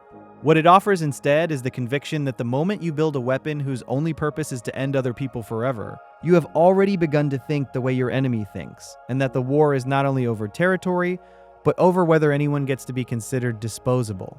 Rose's refusal was not a clean moral victory, it was a flawed, frightened, deeply human choice that she then made worse by hiding rather than confronting. The show does not pretend that choice was simple. It shows you the cost of it, the friend lost in a bubble for thousands of years, and it lets you sit in the discomfort of a question it is honest enough not to answer. That is not dodging the issue. That is refusing to insult the issue with an easy answer. Before we move on, if you're enjoying this analysis, please consider subscribing. It helps the channel tremendously. Now consider Lapis again, because her later arc draws a complaint that is really a misreading of what the show is doing with her. After everything, after the mirror in the ocean and the long drowning of Malachite, Lapis tries to build an ordinary life on Earth, living in a barn, slowly learning to trust, and then, when a new threat from Homeworld looms, she does something that frustrated a lot of viewers. She panics, uproots the entire barn, and flies it away into space, abandoning the friends who had begun to count on her, fleeing rather than fighting. People called it a betrayal, a character regressing for no reason, the show breaking someone it had spent so long healing. But this is not regression, it is the most consistent thing Lapis could possibly do, and the show knows exactly what it is showing. Lapis is a survivor of long, deep trauma. She was imprisoned for thousands of years, then used as a weapon, then locked in an abusive fusion she had to drown to escape. A being shaped by that much captivity and pain does not heal in a straight line. Her defining instinct, carved into her by everything done to her, is flight, escape, the desperate protection of the small freedom she finally clawed back. So when danger returns, she runs not because the writers forgot her growth, but because running is her growth's most fragile point, the exact place where trauma reasserts itself the moment safety is threatened. The show is depicting, with real psychological accuracy, how recovery falters under fear, how the survivor's first reflex is to save herself because once, no one else would. And it lets her come back later on her own terms when she is ready, which is the only way someone like Lapis ever could. Her flight is not a broken character. It is the show being honest that healing is not a finish line, and that the people most hurt are often the slowest to believe that staying is safe. There is one more apparent contradiction worth sitting with before we begin to close, and it is the darkest of all, because it concerns death itself and whether the show even means it. We have said that shattering is final, the true death of a gem, the one wound that cannot be healed, the line Rose would not cross and Bismuth would. And yet the show also shows us, more than once, that the shards of shattered gems are not simply inert. The cluster is made of millions of them, and they are not dead rock. They are a tormented, half-aware mass, straining to pull themselves back into being.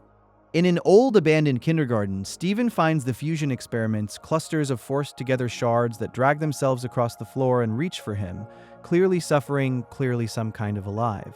So a careful viewer asks the obvious, terrible question. If the pieces of a shattered gem still want, still reach, still suffer, then is shattering really death at all? And if it is not, has the show undercut the entire moral weight it spent years building?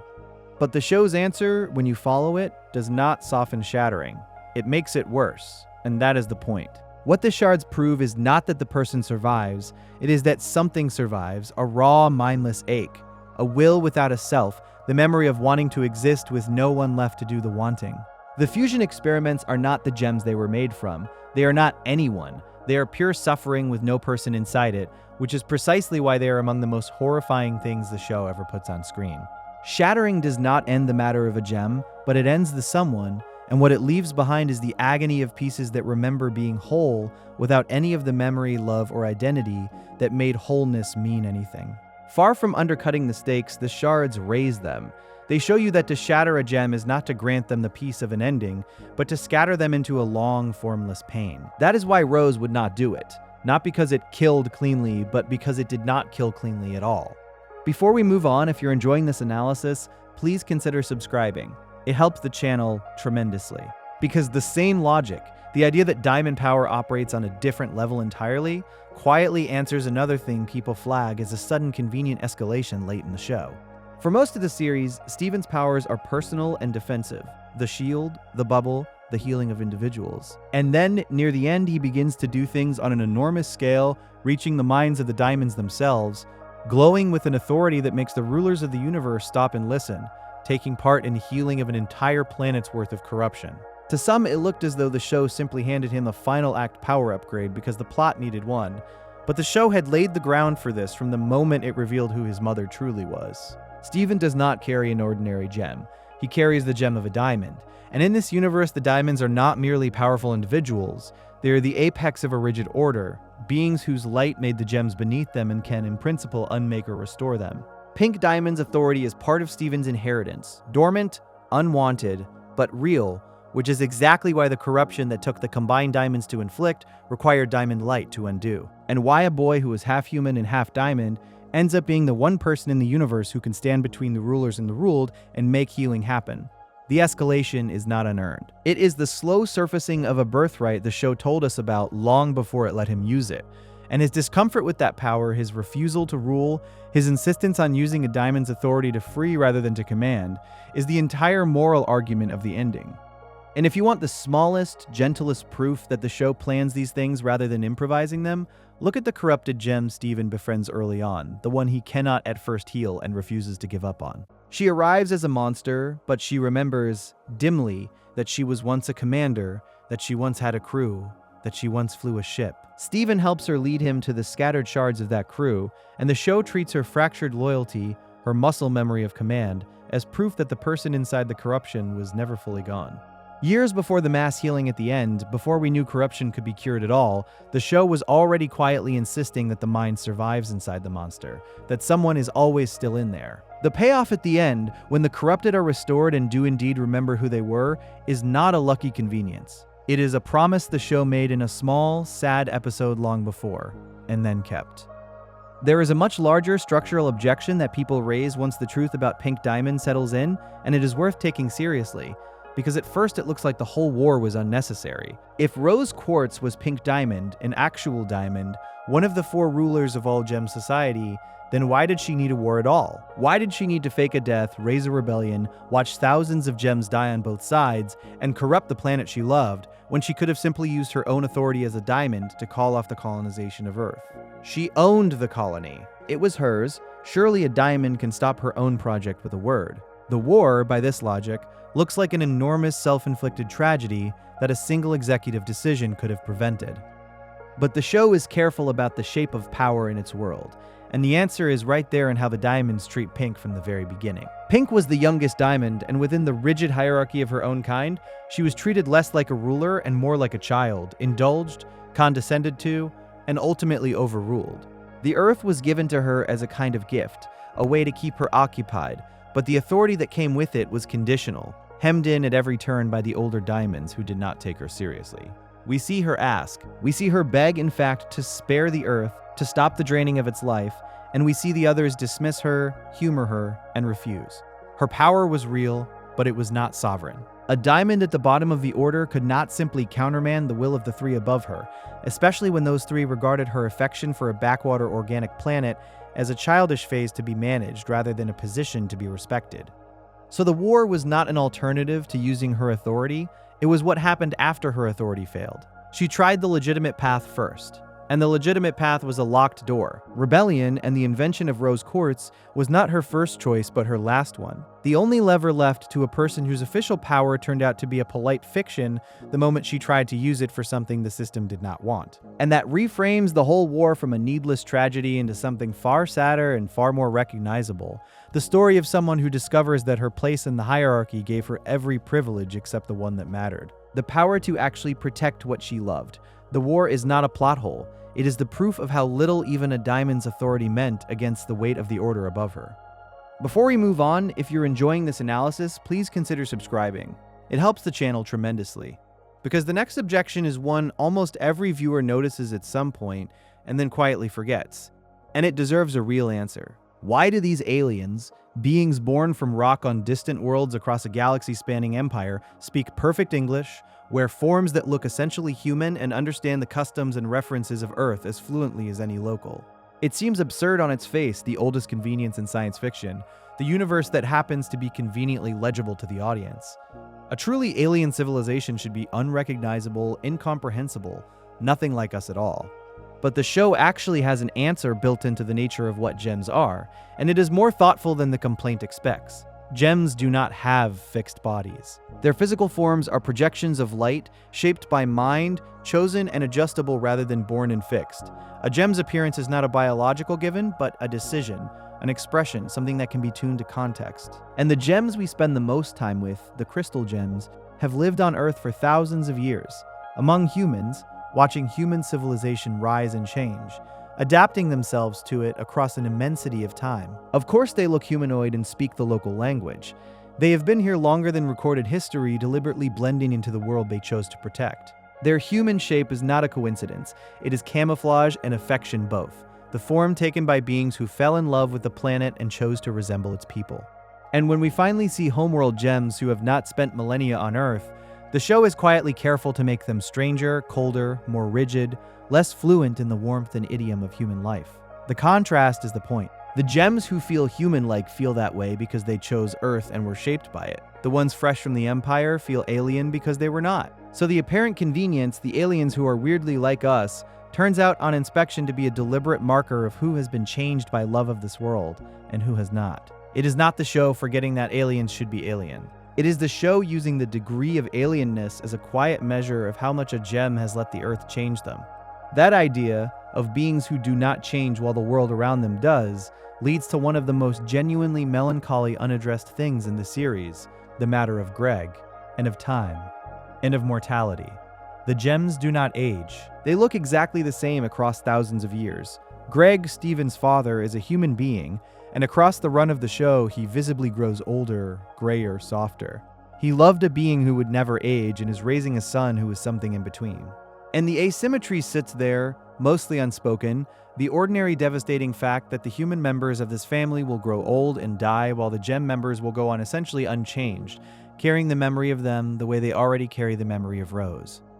Before we move on, if you're enjoying this, please consider subscribing. It really does help the channel keep going. Because this is the quiet grief the show never quite says out loud, and it is worth sitting with. Some viewers treat the show's relative silence on this as an oversight, a failure to grapple with the obvious tragedy of mortal and immortal love. But I think the silence is the grappling. The show does not lecture you about it because it does not need to. It simply lets you watch Greg age beside gems who do not, lets you feel the weight of a father who knows he will not always be there, lets you sense the unspoken question hanging over Steven himself, whose lifespan no one knows, who may live a human span or a gem's endless one or something no one can predict. The melancholy is woven into the candy colors rather than announced, present in every scene where a mortal man stands beside the timeless beings he has built a life among. It is not a hole where a theme should be. It is a theme the show is too tender to state plainly, the knowledge that to love across the line between mortal and immortal is to sign up knowingly for an unequal grief. And there is one more large structural question that the truth about the war quietly raises, which is how a tiny band of rebels could possibly have held off the entire might of an empire that spanned the stars. The crystal gems were, in the end, a handful.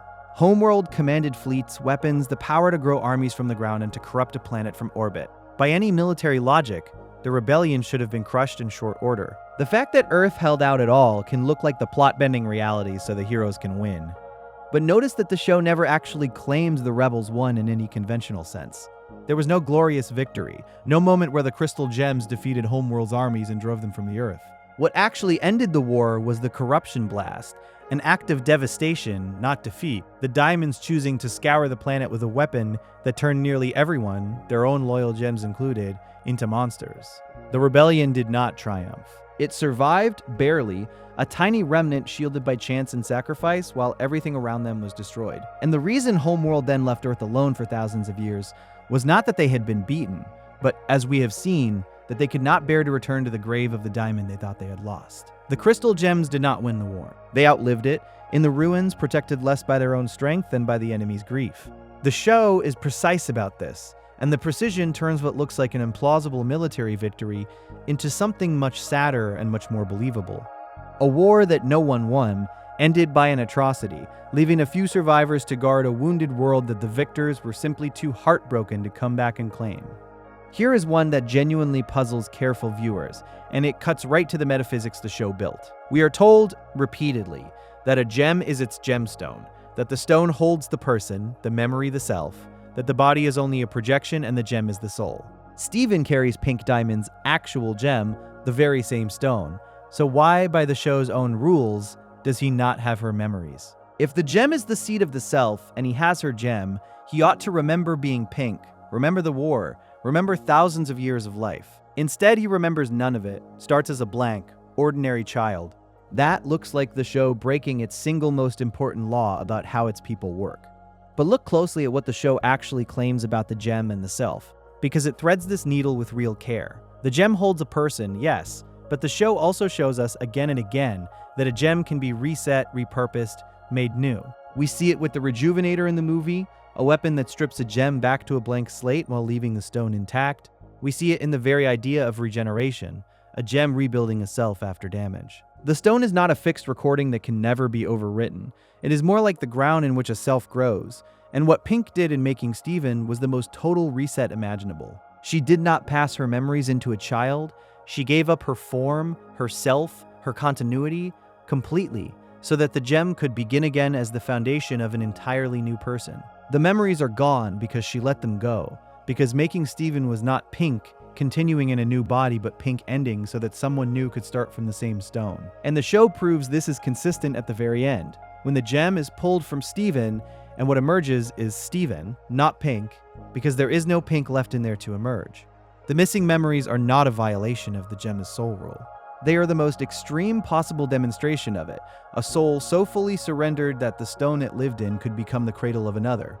Before we move on, if you're enjoying this analysis, please consider subscribing. It helps the channel tremendously. Because the next one is hiding in plain sight in the very existence of the show's calm, beloved leader.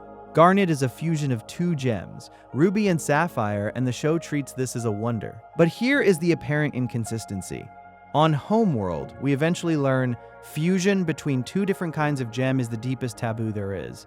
Forbidden, treated as obscene, a crime. Yet fusion is also used by Homeworld constantly as a tool of war, soldiers of the same kind combining into larger soldiers. So, which is it? Is fusion sacred, forbidden, military, ordinary? The show seems to want it to be all of these at once, and that can look like a setting that has not decided its own rules. But the show is actually drawing a very precise distinction, and it is a distinction about control rather than about fusion itself. Homeworld permits, even mandates, fusion between identical gems for combat, because that kind of fusion is a controlled merging of interchangeable parts into a bigger weapon, with no individuality and no love involved. What Homeworld forbids is fusion between different kinds of gem, because that kind of fusion is not a function at all. It is a relationship, an act of two unlike beings choosing each other, and a society built entirely on rigid caste and assigned purpose cannot allow that. Because it implies that gems are individuals who can love across the lines the Empire drew, that a ruby and a sapphire might decide they belong together regardless of their assigned stations. That is why Garnet is not just a character, but a statement. Her existence is the rebellion in miniature, two different gems who fused for love and stayed that way in defiance of everything Homeworld believes. The show is not confused about fusion, it is telling you that the same act can be a weapon or a love depending on whether it is forced into a mold or freely chosen, and that an empire of control will always permit the first kind and fear the second. Garnet is a walking act of resistance, and her calm, stable, loving existence is the most quietly radical thing in the series. Let us deal with one more before we wind toward the loose ends, because it is the kind of thing that nags at a viewer episode after episode. Why do the Crystal Gems spend years fighting corrupted gems, battling these monsters in dangerous, drawn-out combat, when their whole method is simply to defeat them and bubble them anyway? Why fight at all? Why not just bubble them immediately? Or better yet, why could Rose, with her famous healing powers and her literal fountain of healing tears, never simply cure them? The show makes a great deal of Rose's healing fountain, a place whose waters mend any wound, and yet the corrupted stay corrupted. It looks like the show forgot its own most powerful tool. But we have already touched the answer, and here it locks into place. Healing a wound and reversing corruption are two completely different things in this world. Rose's fountain, Rose's tears, Steven's touch can mend a crack, close an injury, fix damage to a gem's form. But corruption is not damage to the form. It is a fundamental warping inflicted by the combined light of all the diamonds, a change to the very nature of a gem that no ordinary healing can touch, because it operates at the level only diamond power can reach. So the fountain cannot cure the corrupted, and neither can Rose, and the gems are left with only one humane option: to subdue these suffering former friends as gently as the situation allows and seal them safely in bubbles, neither killing them nor able to save them, holding them in stasis against a cure that would not come for thousands of years. The fighting is not pointless, and the bubbling is not a failure of imagination. It is the only mercy available, containment without cure, the act of people who cannot heal their friends but refuse to destroy them, waiting, without much hope, for a day they cannot yet imagine when the right kind of light might finally make them whole. The unhealed corrupted are not a plot hole. They are the patience of love that has run out of options but will not give up the vigil. There is a quieter objection, less about mechanics and more about responsibility that thoughtful viewers raise, and it is worth answering before we close. Connie is a human child. She is Steven's age, ordinary, mortal, breakable in all the ways gems are not, and the show lets her train with a sword, fuse into Stevani, and walk willingly into battles against immortal alien weapons who could end her in a moment. Set against the show's own gentleness, its endless care for safety and feeling, is that not a strange and even irresponsible thing for the story to celebrate? A child soldier dressed up as empowerment. But the show is not careless here. It is deliberate, and it actually argues with itself about this on screen, which is the opposite of a blind spot. Connie's path with the sword is never presented as simple triumph. It is shadowed, questioned, paid for. Her mother's fear is given real weight. The danger is never pretended away. And the deeper point the show is making is one it returns to with every character, that the worst thing you can do to a person is decide for them that they are too fragile to choose, that protection curdles into control the moment it refuses to let someone consent to their own life. Connie is not a soldier conscripted by an empire. She is a person insisting on standing beside the people she loves rather than being kept safe on the sidelines, and the show treats that insistence as something to be respected and worried over at the same time. The way you respect and worry over anyone you love who chooses a hard road. It is the same question the whole series keeps asking from every angle. Who gets to decide what a life is, for the one living it or the powerful figure standing over them? Connie answers it for herself, and the show lets her, while never once pretending the answer is free of cost. That is not the show being reckless with a child. That is the show being honest that growing up means being allowed to risk yourself for what you love, and that the alternative, being wrapped in safety by people who will not let you choose, is its own kind of harm. There is a smaller one worth a moment, because it sits right on the surface. Some gems shapeshift constantly and elaborately. Amethyst becomes other people, animals, objects, changes shape as easily as breathing. Others barely shapeshift at all, holding one form for the entire series. If shapeshifting is a basic gem ability, why is it so unevenly distributed, almost like the show grants it only when convenient? But the show is quietly consistent here too. Shapeshifting is a universal gem capacity in principle, but like everything else in this world, it is governed by temperament and self-conception. Amethyst, fluid, playful, uncertain of her own identity, shapeshifts freely because changing is natural to a person still figuring out who she is. Pearl, rigid, precise, defined by control, and self-discipline, rarely changes form because holding a single exacting shape is who she is. The unevenness is not the show forgetting the rules. It is the show letting how much a gem changes their body reflect how settled or unsettled they are in themselves. The same principle as Steven's mood-driven form applied across the whole cast. Even the distribution of a power is characterization here, if you watch for it. Before the loose ends, two more because they are favorites of careful viewers. The first is Pearl. A pearl, in Homeworld's design, is a servant, an ornamental attendant, a luxury possession made to stand and hold things and look elegant, with no combat function whatsoever. And yet our Pearl is arguably the most lethal, most disciplined warrior on the team, a master of the sword, a veteran of countless battles. How does a gem built to be decorative become a peerless fighter? Is the show simply ignoring what it told us a Pearl is? But this is, once again, the show's central theme, wearing the costume of a contradiction. Pearl was not made to fight. That is precisely the point. Everything she became against her design, in defiance of the narrow purpose stamped into her at her making. She taught herself the sword. She chose to be a soldier when she was built to be an ornament. Her skill is not a contradiction of what a pearl is supposed to be, it is a rebellion against it. The same rebellion the whole show celebrates, the insistence that no one is bound forever to the role they were assigned. When she fights, she is not just defending the Earth, she is overwriting her own programming with every strike, and the show knows this, and it is why her grace with a blade is given such reverence. The warrior Pearl is not the show forgetting that pearls are servants. It is the show showing you exactly what it costs and what it means to refuse to be only what you were made for. She is the thesis of the series, expressed in swordsmanship. The second is about the big fusions, and it adds a wrinkle to everything we said about fusion earlier. We argued that fusion is a relationship, that it lasts as long as the bond is in harmony. But the show also shows us fusions that are stable in their bond, and yet still dangerous, intoxicating, hard to control. When Garnet and Amethyst fuse into a towering, immensely powerful form, that fusion can become reckless, drunk on her own strength, reluctant to come apart, behaving in ways none of her components would alone. If fusion just reflects a healthy relationship, why does more power seem to destabilize it? But this does not break the rule, it completes it. Fusion reflects the relationship, and it also concentrates something the way any union of people can. A larger fusion holds more raw power, and power, even power born of a real bond, can become its own temptation, can drown out the smaller voices inside it, can make the fused being want to stay fused not out of love, but out of the sheer overwhelming feeling of being that strong. The show is making a subtle and very adult point that even good relationships can produce something that gets carried away with itself, that strength and intimacy together can become a kind of intoxication that needs to be handled with care. The unstable big fusions are not an exception to fusion being about relationship. They are the show acknowledging that relationships generate power, and that power, however lovingly made, still has to be governed, or it governs you.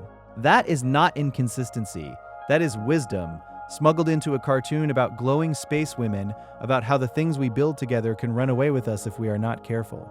Let us go into a room that should not work because it is one of the most quietly revealing places in the whole series, and it answers a question about the show's magic that people raise without realizing they are raising it. Inside the temple, there is a room that belonged to Rose, and when Steven enters it, it gives him whatever he wishes for. He asks for clouds and gets clouds. He asks for a version of the town, and the room builds it. He asks, eventually, for the people he loves, and the room makes them too. And that is where it goes wrong. Because the room's copies are hollow, the fake Connie it conjures is pleasant and agreeable and wrong. A thing that says yes to everything and contains no one. And the more Steven tries to make the room give him something real, the more frighteningly empty its gifts become, until a whole fantasy curdles and he has to break out of it. Some viewers file this away as a strange one-off, a holodeck episode that never comes up again. But look at what it confirms about the deepest rule of the show. The room can make anything except a person. It can shape light into any form Steven imagines, a perfect copy of a face, a voice, a sky. Because in this universe, reality really is light shaped by mind, exactly as we said when we talked about bubbles in the temple and the body itself. But it cannot put a self inside the shape, because the self is not a shape, and that is the one thing light cannot counterfeit. The room is the show stating its own metaphysics out loud, almost as a confession. Everything physical here, the bodies, the buildings, the projections, the impossible spaces, is conjured light and can be made to be anything. The one thing that cannot be conjured, the one thing that has to be real and cannot be faked, is a person, a chosen self, a someone. That is why the fake Connie is so disturbing, and that is why the room is not a forgotten gimmick but a small, perfect summary of the entire series, which has been telling you all along that what matters is never the form, only the self that chooses to live inside it. While we are noticing the show telling on itself, here is a tiny one that almost no one asks about until it is pointed out and then cannot be unheard. Why does everyone speak the same language? Gems are aliens, older than humanity from across the galaxy, and yet they speak effortlessly with humans, read human writing, get human references, as though English were the native tongue of the universe. Taken literally, that is absurd. But this is not a plot hole so much as a convention, the same gentle convention that lets us understand the show at all, the unspoken agreement that we are being given the story in a language we can follow, rather than in whatever gems actually use. The show does occasionally wink at this, showing us gem glyphs, gem writing, signs we cannot read, reminding us that there is a real gem language underneath the translation we are hearing. It is the same courtesy almost every story about aliens or the distant past extends to its audience, and to call it a hole is to mistake a window for a wall. We are simply being allowed to listen. Before we move on, if you're enjoying this, please consider subscribing. It really does help us keep making these. Now back to Fusion one more time, because there is a set of fusions we have not discussed, and they answer a question about the show's own history that careful viewers chew on for a long time. We know Garnet is Ruby and Sapphire, a fusion of love. But the show also shows us, in flashbacks and in special moments, fusions that existed long before the present day, and they tell us things about old relationships that words never do.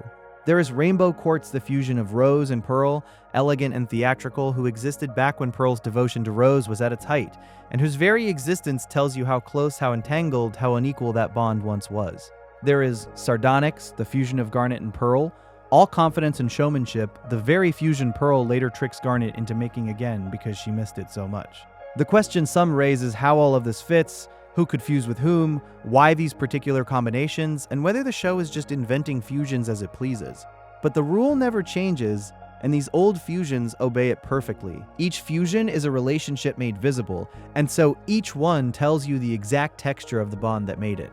Rainbow Quartz is what Rose and Pearl were to each other.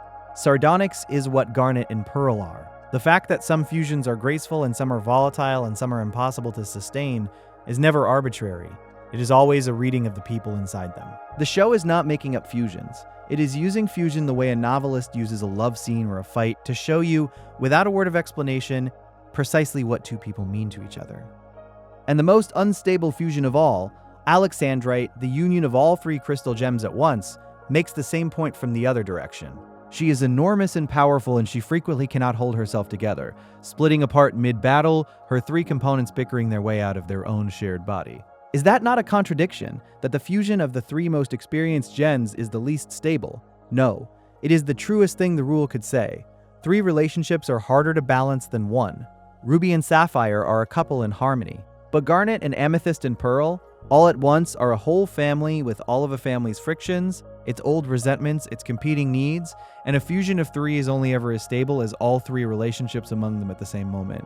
Alexandrite falls apart not because the show forgot how strong she should be, but because the show remembers always that the body reflects the bond, and that the more people you ask to be one, the more ways there are for the one to come undone.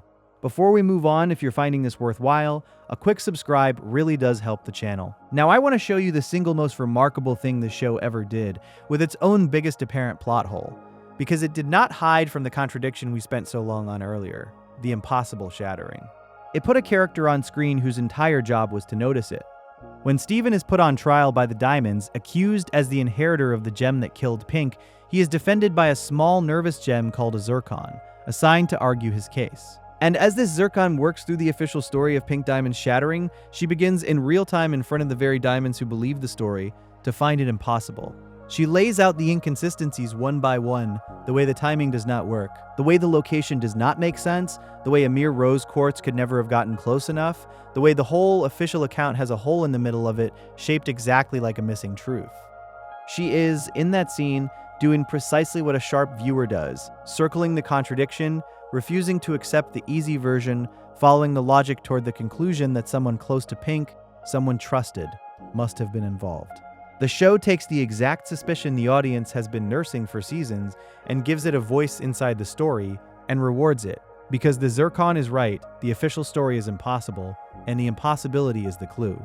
That is a show so confident in its own construction that it stages its own plot hole investigation as drama. It is not afraid of the question, it hands the question a magnifying glass and lets us watch her solve it. That confidence shows up even in the smallest visual details, the kind people only notice on a second watch.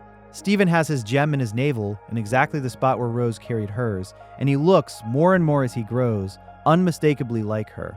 People occasionally treat this as a loose end, wondering how a half-human child inherited a gem at all, where it sits, why he resembles his mother so completely.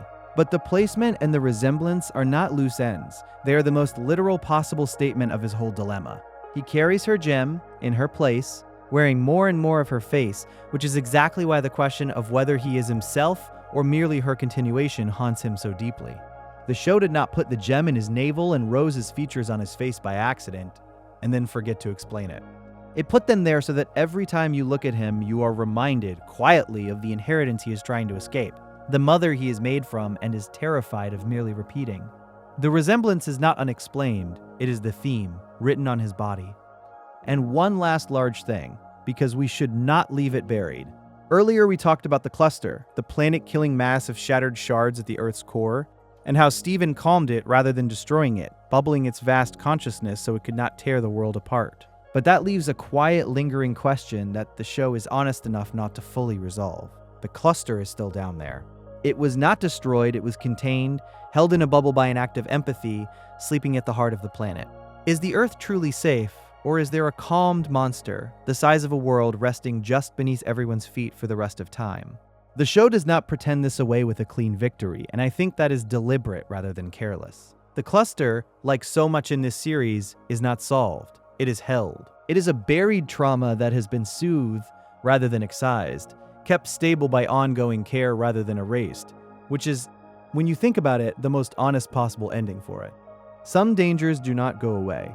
They are simply held gently so they do not have to wake. And a planet living peacefully above a calmed grief it chose not to destroy is in the end just the largest version of what every character in this show is learning to do. To carry the broken thing with tenderness instead of pretending it was never there. There is a place in the show that troubles people for a different reason, not because it contradicts the rules, but because it seems too gentle, too small, for the horror underneath it. And that place is the zoo. Far out in space, the Diamonds keep a collection of humans, descendants of people Pink Diamond took from Earth long ago, living in a sealed habitat, fed and clothed and kept docile, their choices made for them, their partners assigned, their whole existence a soft, smiling captivity they do not even recognize as captivity because they have never known anything else. And the discomfort some viewers feel is that the show presents this brightly, almost comically at first, all soft voices in pink mist, when what it is depicting is the calm, total domestication of human beings. Is the show not soft-pedaling something monstrous? But the brightness is the horror, and the show knows it precisely. The zoo is the gentlest face of the exact same evil that runs through everything else in this universe. The conviction that some beings exist to be managed by others for their own good, that freedom is a mess best taken away from those too small to handle it. It is the corruption blast and the forced fusion and the trapped lapis and the owned pearl, all of it, wearing its kindest possible mask. And the mask is what makes it land. The captured humans are not whipped or starved. They are loved in the way you love a pet, which is to say loved as a possession, and they are perfectly eerily content because contentment was installed in them in place of choice. That is a far more unsettling picture of oppression than any dungeon, and the show means every soft pastel inch of it.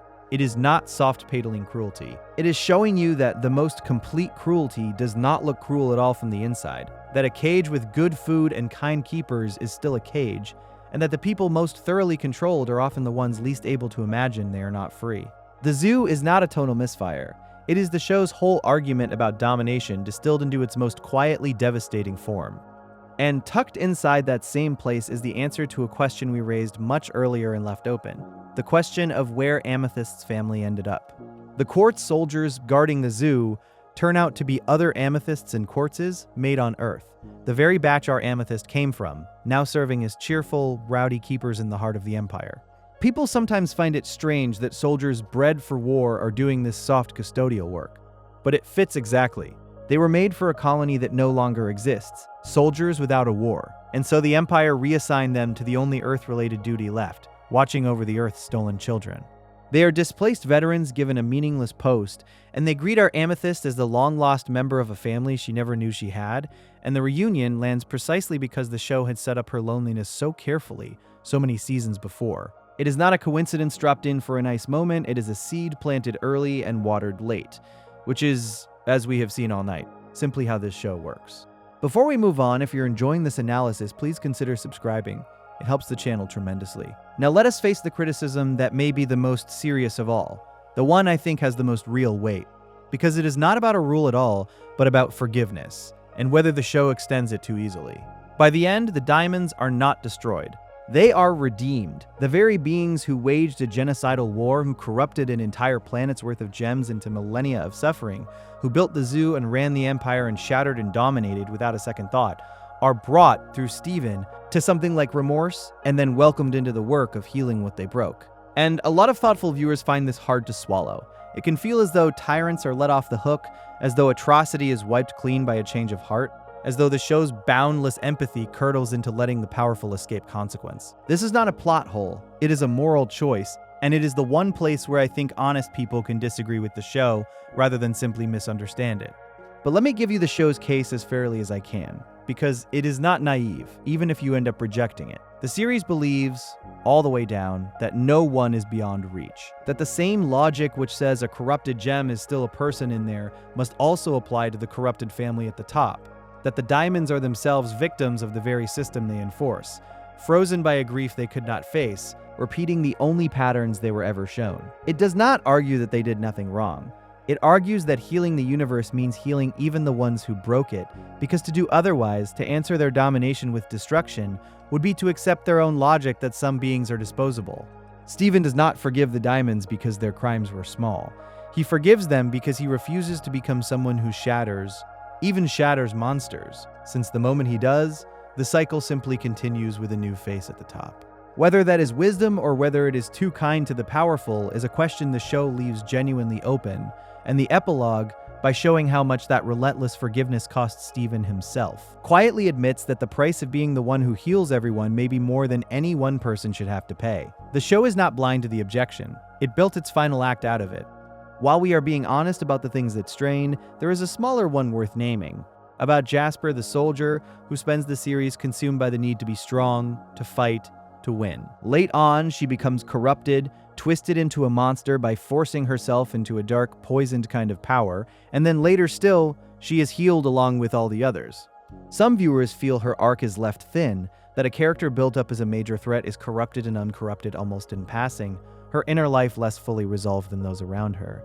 And I think there is something to that. Jasper gets less than she deserves. But even here, the show is thematically consistent rather than careless, because Jasper's whole tragedy is that she defined herself entirely by a strength that was really just unprocessed devotion to a diamond she lost.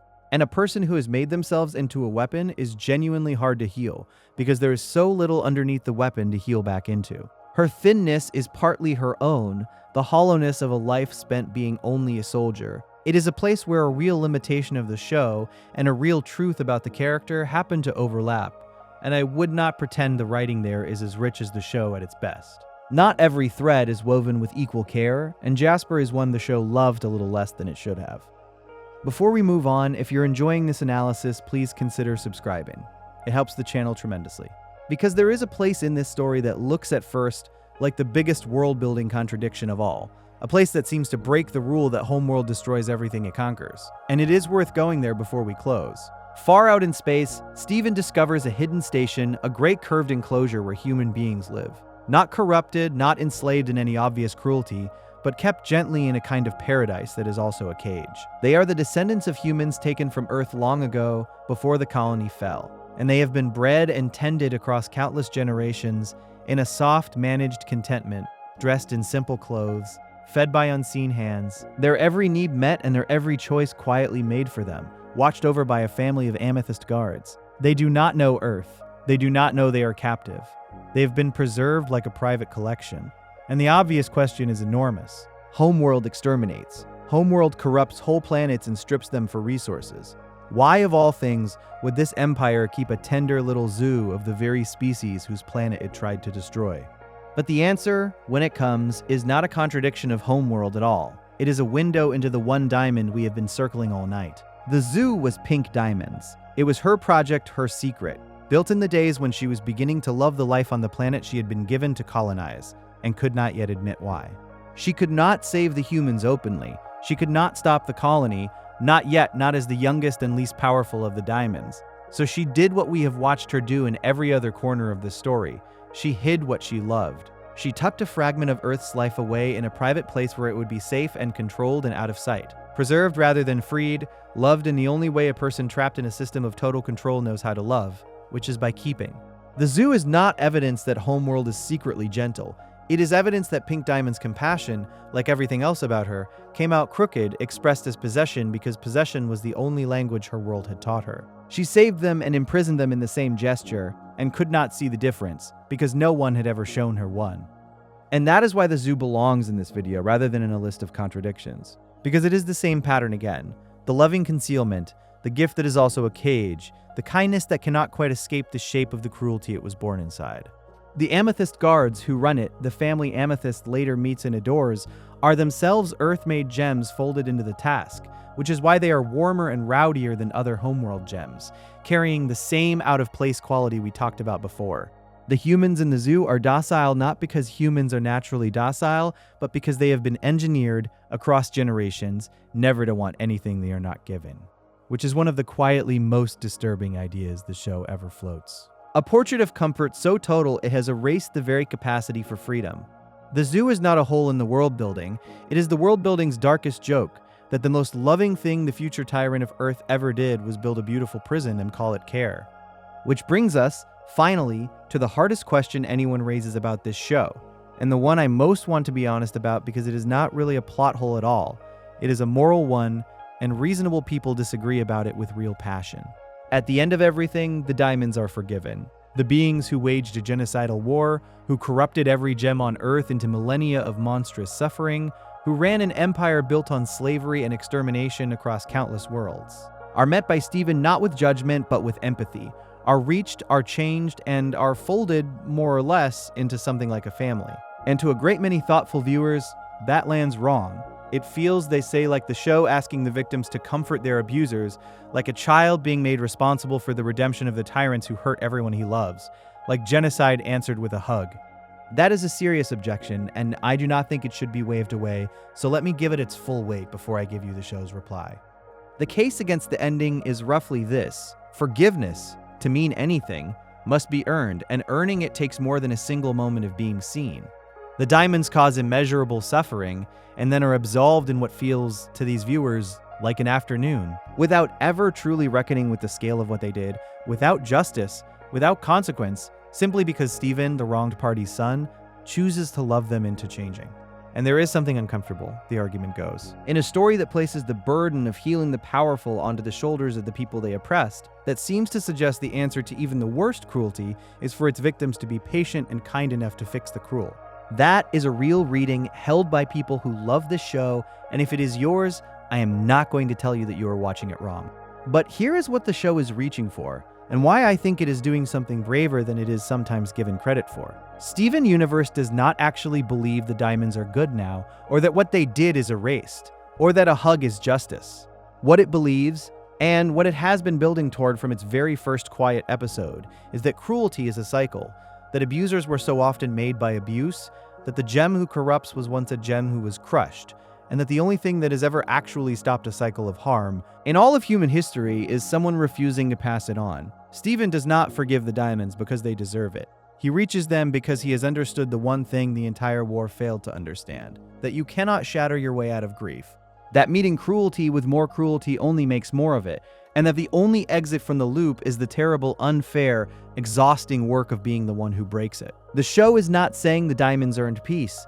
It is saying Steven chose to stop the bleeding, and that choosing to stop the bleeding is not the same as saying the wound did not matter. Whether that is a satisfying ending or a frustrating one depends, I think, on whether you came to this show for justice or for healing, and it is entirely fair to have wanted the former. The show simply and consistently, and from the very beginning, was always about the latter. And the proof that the show knows the difference, that it is not naive about what it is asking, is the epilogue we already discussed, the one where Steven, the boy who forgave everyone, falls apart. The series does not pretend that being the one who breaks the cycle is free. It shows you, in painful detail, that it nearly destroys him, that absorbing everyone's pain and metabolizing it into forgiveness is a kind of self-erasure that comes due with interest. So even the criticism that the ending asks too much of its hero is a criticism the show itself raises, deliberately, and sits inside and refuses to look away from. The forgiveness of the diamonds is not presented as cost-free. It is presented as the most expensive thing Steven ever does, and the bill arrives in the very next chapter of his life. That is not a moral plot hole. That is a story arguing with its whole chest that mercy is real and mercy is costly, and both of those things are true at once.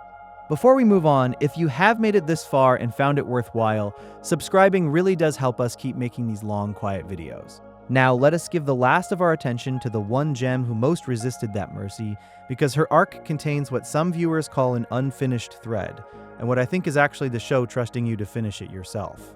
Jasper is a soldier, perhaps the purest soldier the show ever gives us. A Quartz who emerged on Earth in the war, and who has built her entire identity around strength, dominance, and loyalty to the very diamond whose disguised face she could never have recognized. She is, in a sense, Amethyst's dark twin, another Earth-made quartz, but one who came out exactly as Homeworld intended, and worships the order that made her. Across the series, she fights, she loses, she fuses with Lapis into the agony of malachite, she becomes obsessed with power, and eventually, in her refusal to accept defeat or change, she corrupts her form, twisting into a monster like the ones the diamonds made in the war.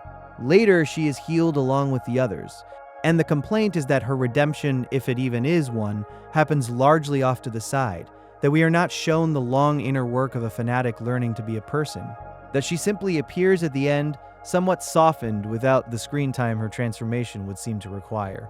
But sit with what the show does give us, because I think it is deliberate and quietly devastating.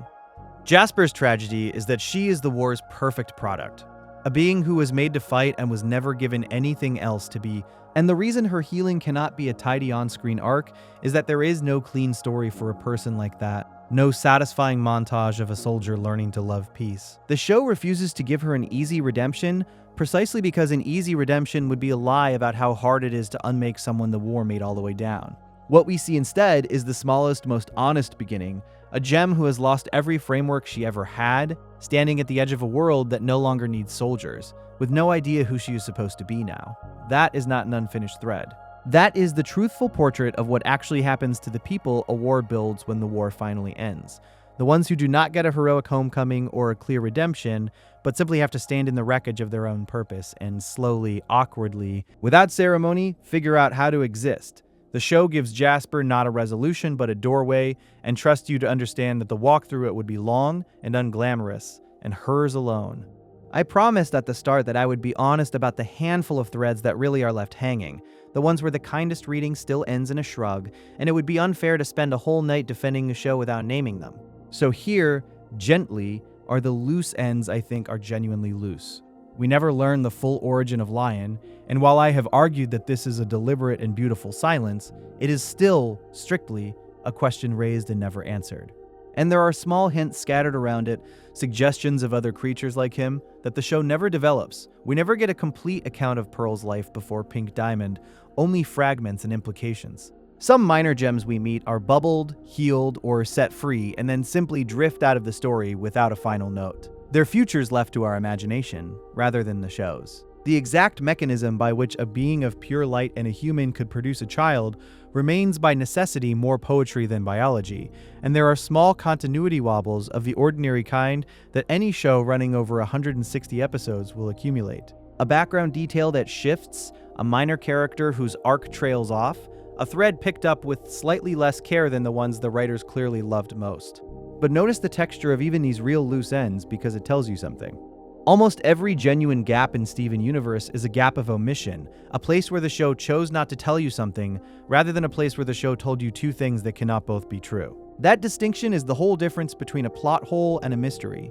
A plot hole is a contradiction, a wall that does not meet the floor, a story tripping over its own established facts. A mystery is a door left closed on purpose, and when you actually walk through the catalog of complaints, as we have tonight, the overwhelming majority turn out to be doors, not walls. The aging, the healing, the powers that come and go, the fusion that strains and holds, the future vision with its blind spots, the corruption and its cure, the disguise no one saw through, the weapon that could not kill being used in a killing that never happened, all of it resolves. And resolves not with a hand wave, but with a rule the show had already taught you, usually years earlier, usually while you were looking at something else.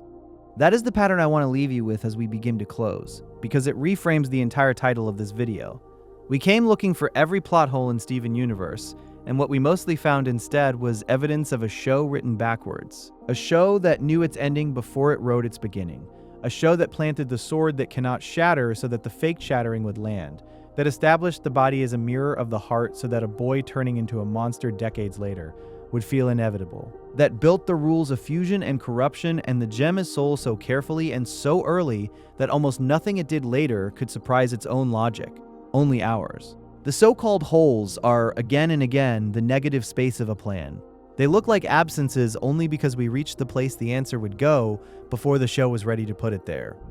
Before we drift toward the end, let me say one last time, for those still awake, that if you have enjoyed walking through all of this, subscribing genuinely helps us keep making these long, quiet videos. And now let us put the questions down, all of them, the answered and the open alike, and rest in what they add up to. Because here, finally, is the thing underneath every single contradiction we examined tonight. The one idea this show was always building toward. Every apparent hole in Steven Universe, when you follow it down, leads to the same place, which is grief and love, and the things people cannot bring themselves to say. The corruption left in place for thousands of years is a grief no one could face. The empire that would not return to Earth is a grief no one could face. The secret kept by a mother, the friend hidden in a lion, the playmate forgotten in a garden, the truth sealed inside a pearl who was forbidden to speak it. The trauma buried inside a boy until it reshaped his body. Every one of them is the same human failure dressed in different light, the failure to look directly at what hurts. The show is not careless about its own logic. It is, if anything, almost unbearably careful, because its real subject was never gems or wars or diamonds. Its real subject was the way pain gets passed down when it is not spoken. From parent to child, from generation to generation, from a war that ended before anyone alive could remember it, down to a small boy on a beach who inherits all of it without being told. The plot holes are not where the show fails. They are exactly where the show keeps its heart, in the spaces between what people could do and what they could bear to say. So if you came here tonight expecting to catch a beloved show being sloppy, I hope what you found instead was something gentler and stranger, a story so committed to its one true theme that even its silences point back toward it. A world where the things left unexplained are almost always the things too painful to explain, and where patience, the willingness to wait years for an answer the way the gems waited millennia for a healing, is rewarded with a coherence most shows never even attempt. The pink lion in the desert never gets an origin, and that is all right. Some of the truest things in our own lives arrive the same way he did, already strange, already loyal, carrying gifts from people who were gone, with no explanation offered and none, in the end, required. We do not get to know where all the love in our lives came from. We only get to receive it, and carry it, and pass it on.